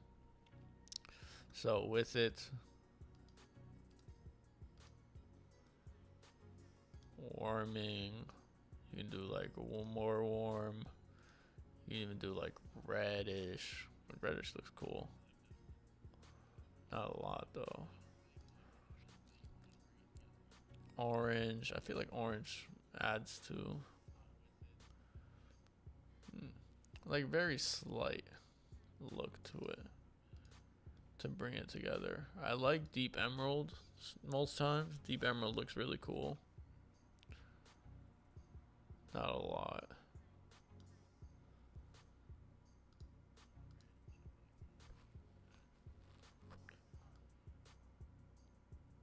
Like very, very slight. Sweet. So yeah. So that's this photo. I feel like that's good where we're at with this photo. One final thing.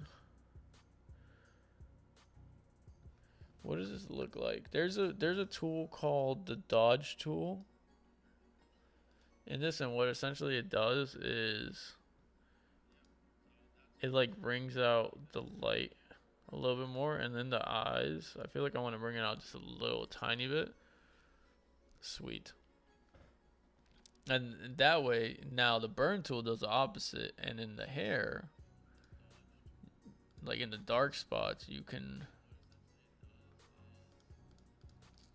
darken it a bit, right?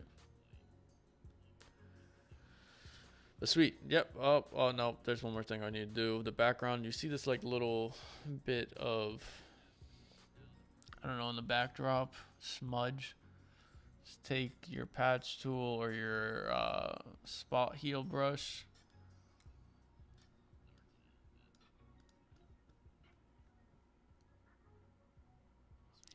And there we go. Yep, I like that. All right, so essentially what we did, take everything off. This was the before. We did do minor tweaks when we enter the photo in the overall color, bring it up because it's a little bit more underexposed. Then from there, we adjusted facial features and also blemishes and stuff like that. And we ended up here.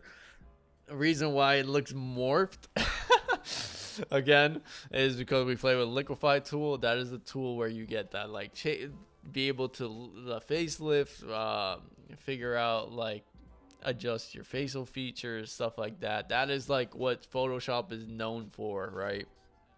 In catfishing people in the beauty industry and stuff like that. That liquify tool. If you go to filters, liquify is right here. So from after that, we isolated the subject to work on the color for overall subject, and then we also worked on the color for the backdrop, and we ended up boom with our final portrait. Yeah, there it is. Sweet. Picture number 3 in the books. So far, we just a little recap. We did this photo, we did this photo, and we also did this photo. Sweet. I really like the before and afters we have completed.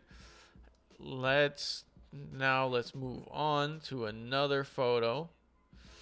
One where I feel like we can work it a lot more. Okay. We haven't done one with multiple type of, so we will do this one because we haven't done one with multiple, with a backdrop and then a different kind of look and stuff like that. So we'll play around with this one. We're just gonna open this one regular. We're not gonna do the camera raw feature. And I think we are going to close with this photo for this stream, and we'll pick off with the other photos in the next stream. But let's do this photo. Sweet. So this one's a little bit more of a challenge. It's going to take a little bit more of a tweaking. And there's still more photos as well that are going to take a lot more tweaking. For this one in particular, we have the backdrop and we have the overall, the floor, right? Now, you can go one of two ways. You can Photoshop the whole thing to be that backdrop, right? Or you can keep the two separate. Let's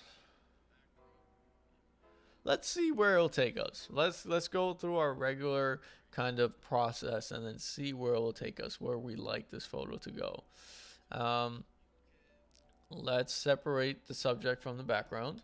Same way we do for first step. Select subject, selection tool. This tool is called the quick selection tool. Thought there was another name for it. So we have to, okay, we're gonna have to color that in. Yep, so this one's gonna take a little bit more of a tweaking when we select and mask, just because we're gonna need it refined.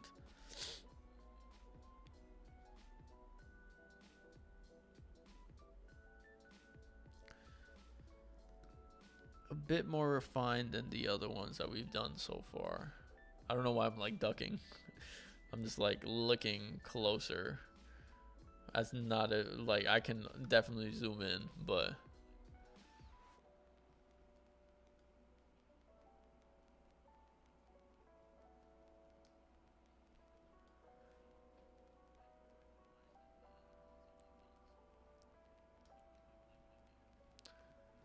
all right, let's zoom in. Okay, that's her hair. I don't think that's really important, so we can take that off.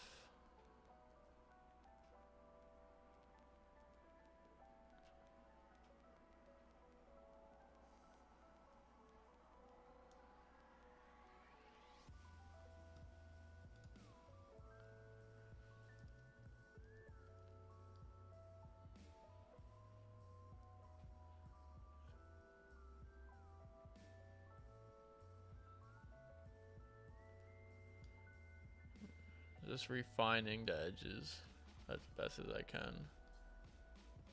All right. It did a pretty decent job though. Like, yes, there's little parts here and there, but I think it did a pretty good job.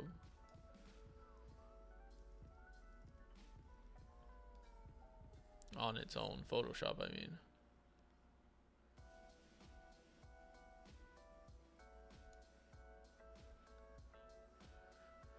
Alright, now the feet right here needs work.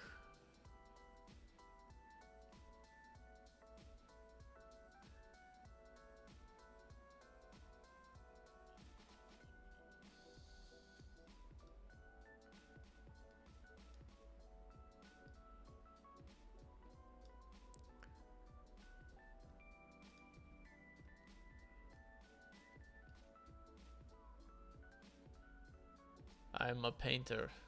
That is what I am. Part-time painter, part-time photographer.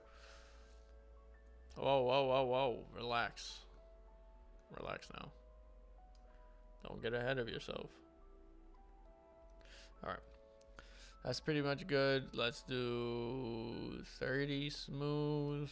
Let's do 2.7. What does that look like? I like 2.7. Alright. Press OK. Layer via copy. Alright, so we have separated our subject from our overall thing. So let's see now.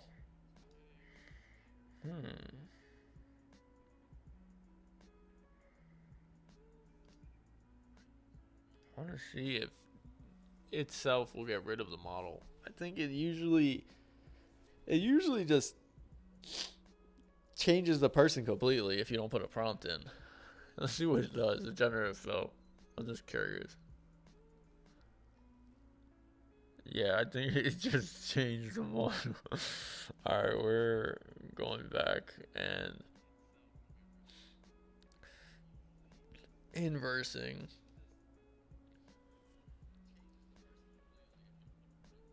Extend backdrop.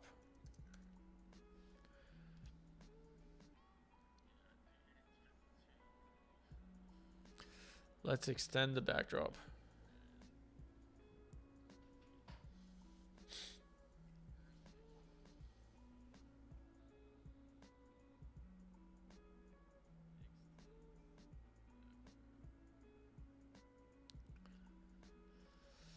Oh. Yeah, we can put her in the road. How about that?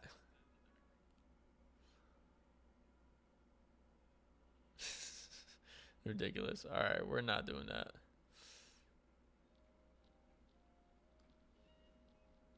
See what I mean? It can get like crazy. It can get crazy. So let's just extend. Let's just keep it basic. Let's extend this backdrop, this top. Generator fill. Don't really need a prompt because I just want the backdrop to be filled, and then that side as well. Just the top, just to keep it more.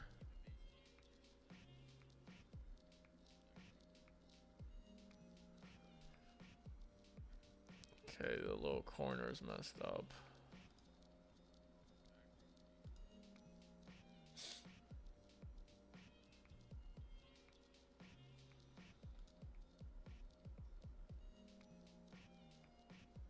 I mean, that looks fine. Alright, let's keep it there. Let's see what it does on the side. Oops. Okay. See what it does on this side.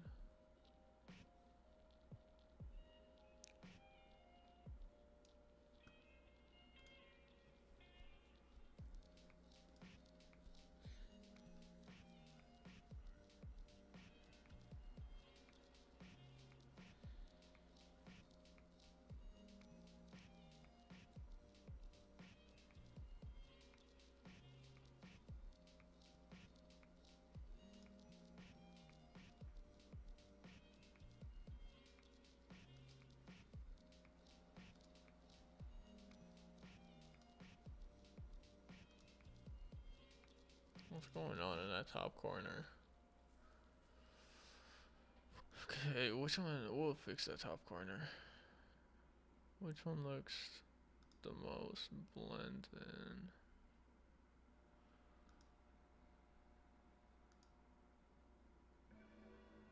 I like that. It extends the shadow on the model the best. That backdrop looks the best in here. Alright.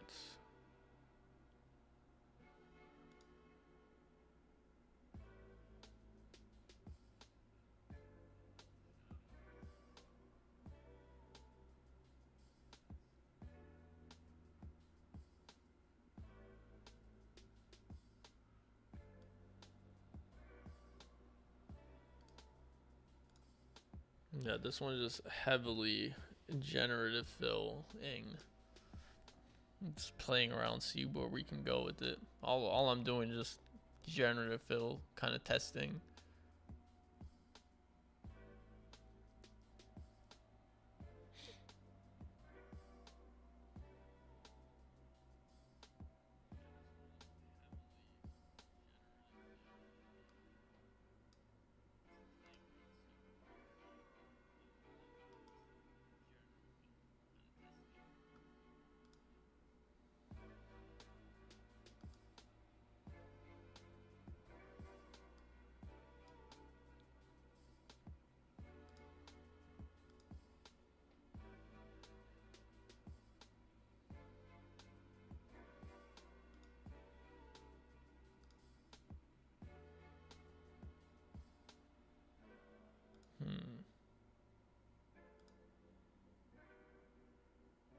Alright, we'll keep it that way for now.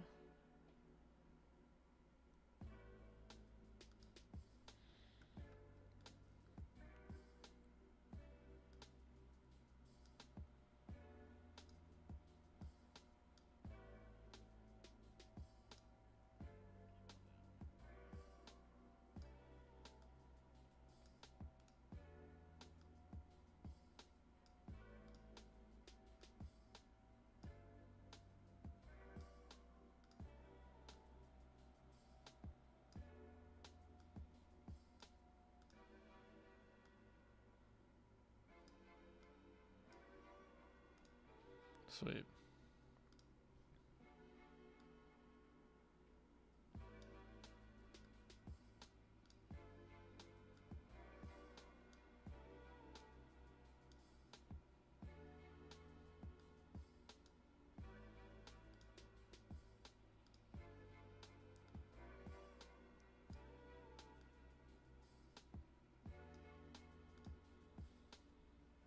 I'm essentially just trying to adjust these to make it more believable.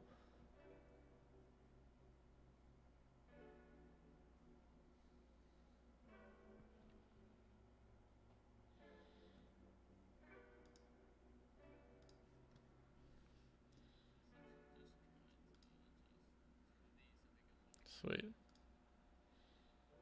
Awesome.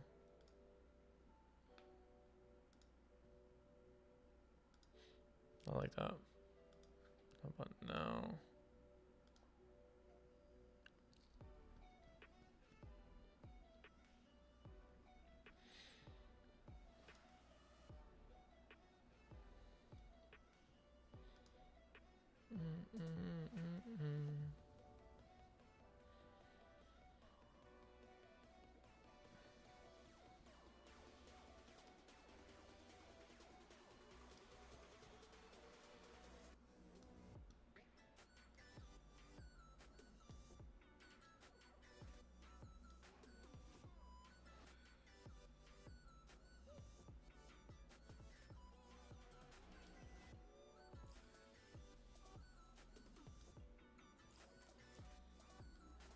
Just tweaking the background separately from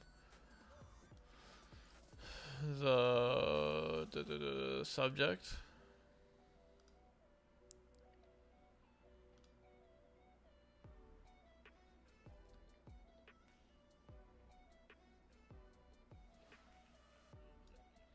Sweet. It's just blending the lines even more. Alright, well, that's cool. Let's move on to the subject itself. Let's make tweaks to the subject. I might want to go to camera raw for this one. Let's go camera raw first. Alright, let's tweak our subject to make her pop and make her feel a part of the photo. Just bring that, bring the...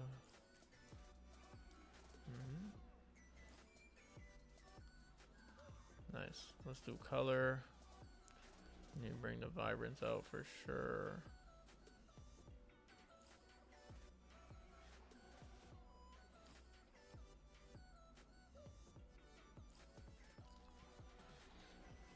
My mind is like racing. I'm like heavily into this because it's the first one that's like very extensive.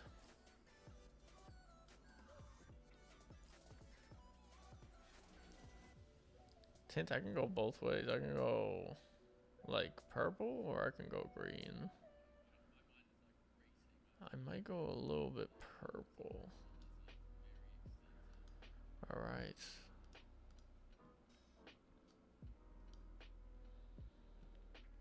Sweet. Effects. We're lowering the clarity.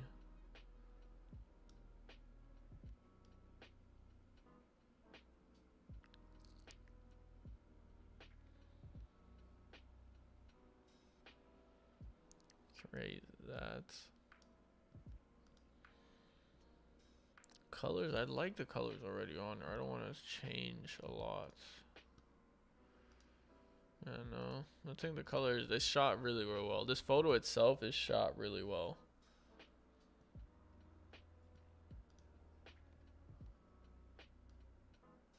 It's just really the background that needs to be switched or played around with.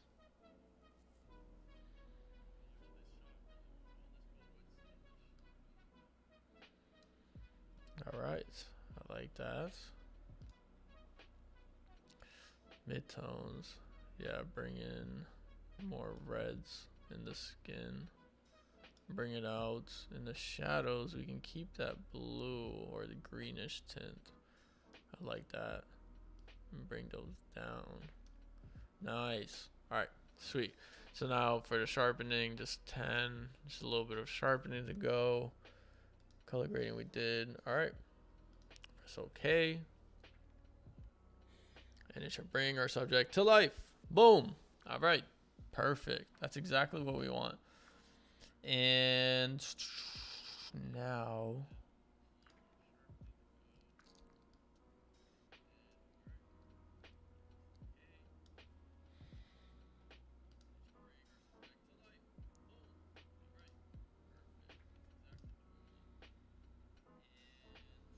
All right, we'll do that last. I was thinking about what to do next, but we'll do that last. We'll refine her a bit more.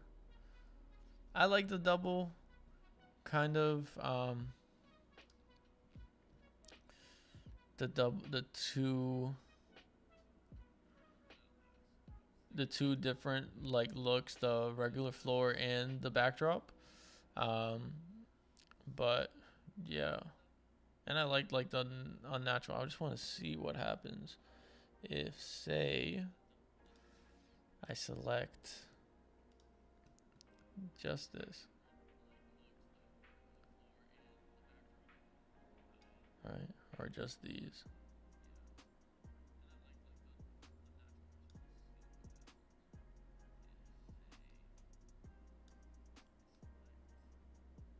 No, too much.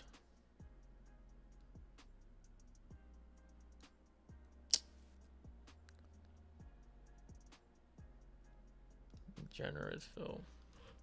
Just those. Just to see if getting rid of the roll will add anything to this photo.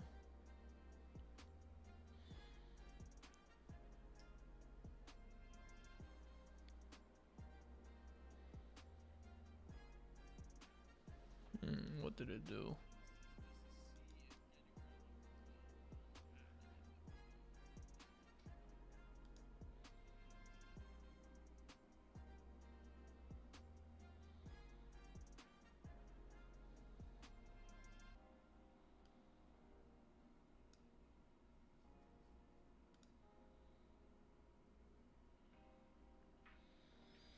Did that do anything to the roll?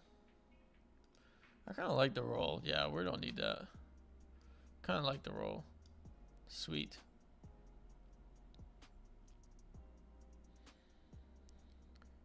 All right. We are going to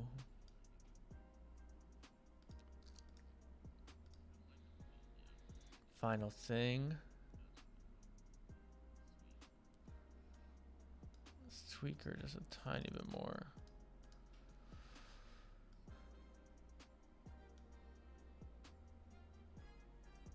Yeah, just like minor tweaks. Perfect. All right, that's it. Merge.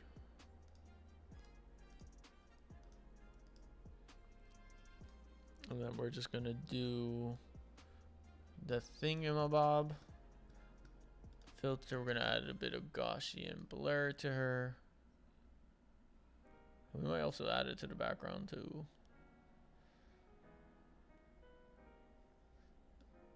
Let's just do like 5. All right.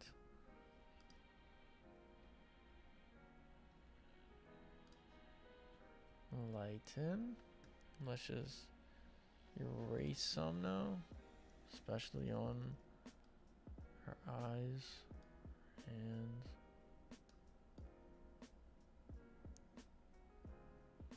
don't like too much. It just makes your photo looks out of focus, especially in the face. Just want her to pop.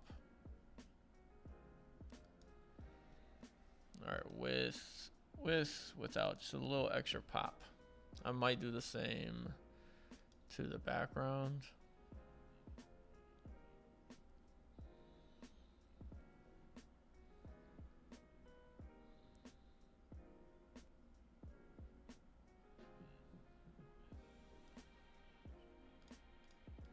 All right, we're merging everything together.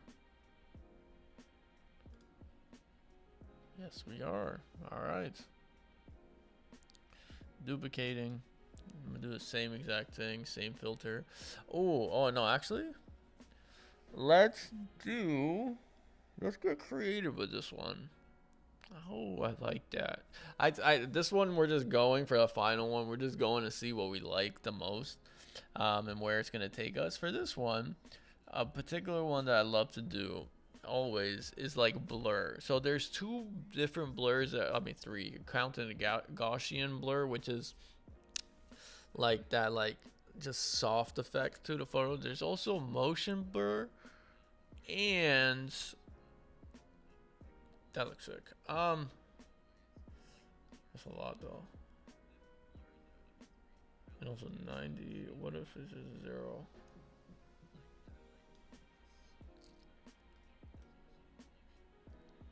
That looks sick. I like that. Not a lot though. So motion blur or radial blur, and I'll show you that. That I like to do in my photos sometimes. Motion blur is mainly for the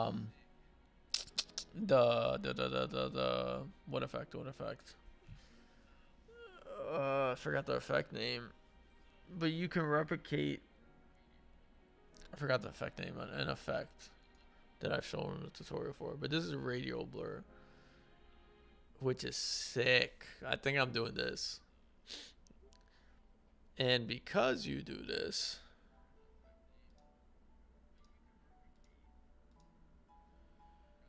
say, yeah, this is perfect.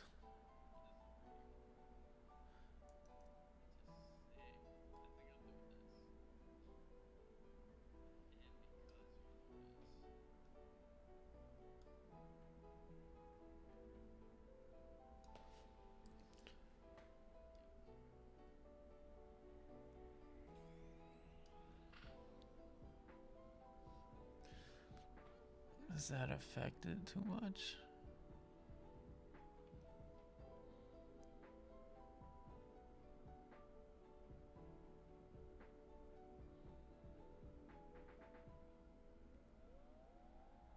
I feel like that's fine. I don't need to tilt it too much.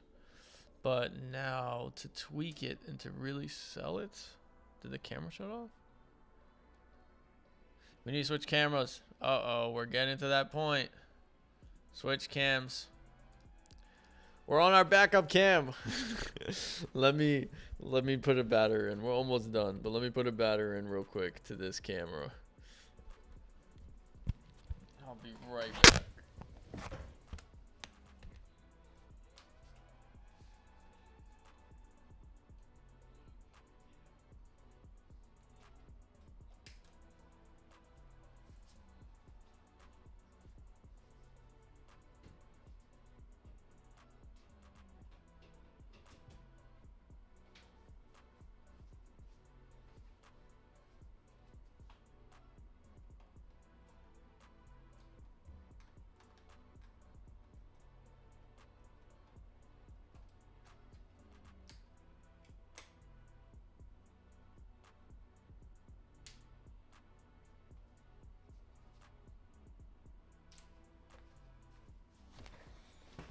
All right, we're good? We're good? I think we're good. I knew it was going to happen eventually. It was bound to happen eventually. But I think we are good now. But we always have this camera if that happens. But I like this camera a lot more. This is my camera, my real camera. But yeah, so essentially now, where were we? So to sell this effect even more, I am going into...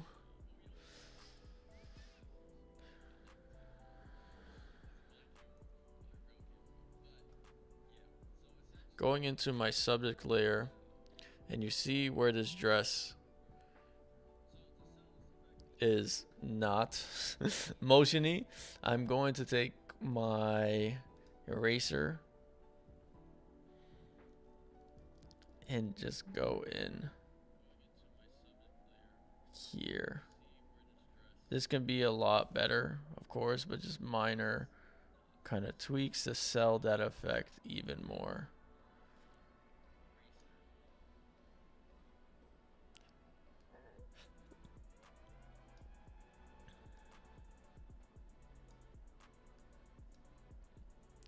We're just refining it. Like this is like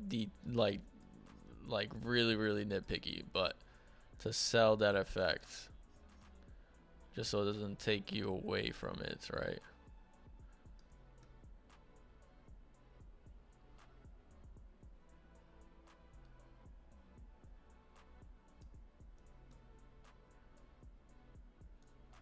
Doesn't kill the magic, if you will. Because she was angled a bit anyways. Boom. And of course you can lower this a bunch more if you wanted to play around with like different blending modes too. You can do like very minuscule like touches, but I like to exaggerate it. And then if I want to bring it down a bit more, I'll bring it down like usually to like 80. No, actually 85. I like it how it is. But boom, here, and it blends in everything very well. It blends in everything that I like a bunch. The only other thing I would do is maybe crop this photo a bit. But other than that, yeah, that's pretty much it. Let's go over what exactly we just did to this final photo. We started out with, this was the original photo. And of course, we started out with fixing that background. And we played around with the generative fill tool to extend that that backdrop and all that, to extend on honestly the backdrop only. We could have gone further and extended it on the floor as well, but I like the two different color backdrops and the distinction between the main floor that this photo was shot at. From there, we then tweaked with the overall subject and just tweaked her settings and stuff like that. And then added like final touches on the subject, final glow. And then we took it a step further and used a radial effect filter or blur to stylize this photo even further. And I like where we went with it. The only other, what else would I do to it? Pretty much none. I really love this photo, and I really love this, and the fact that it was styled to like the two different colors works very well with this photo, because it's more just what a stylized photo that I would take it would be like. But yeah, that's the final photo we're gonna do in this stream. We'll recap. So we did this photo, we did this photo, we did this photo, and also this first photo that we accomplished. But yeah, sweet. All right, let's go. Let me go to full cam. Sweet. Yeah, finally this stream did not crash. We did lose a battery to the camera battery. The first one did die. But yeah, I'm wanted to do an outro on the last one too, and it just crashed. That stream just crashed completely. This one is our longest stream we've done so far. I hope you enjoyed it. I hope, again, if you wanted to follow along, if you're watching this stream afterwards, I know it's already over, but I said it multiple times. In the link in the description at the top of the description, there's a link with these photos that I'm going to be editing throughout this stream and the next stream that you can download, and you can follow along as well if you want to follow along and practice in Photoshop. If you have the application, if you've been planning on getting it, and just follow along everything we did when it came to editing the portraits. We focused in on a good chunk of things already with the first 4 portraits we did.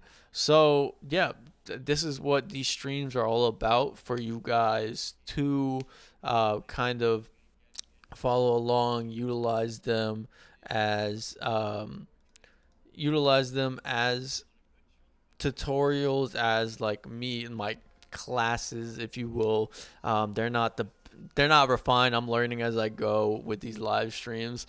So that's the whole purpose. That's why I wanted to do it. It's more interactive, more in depth, for you guys to ask me questions, for you guys to just follow along. I can be more in depth than my regular videos already are.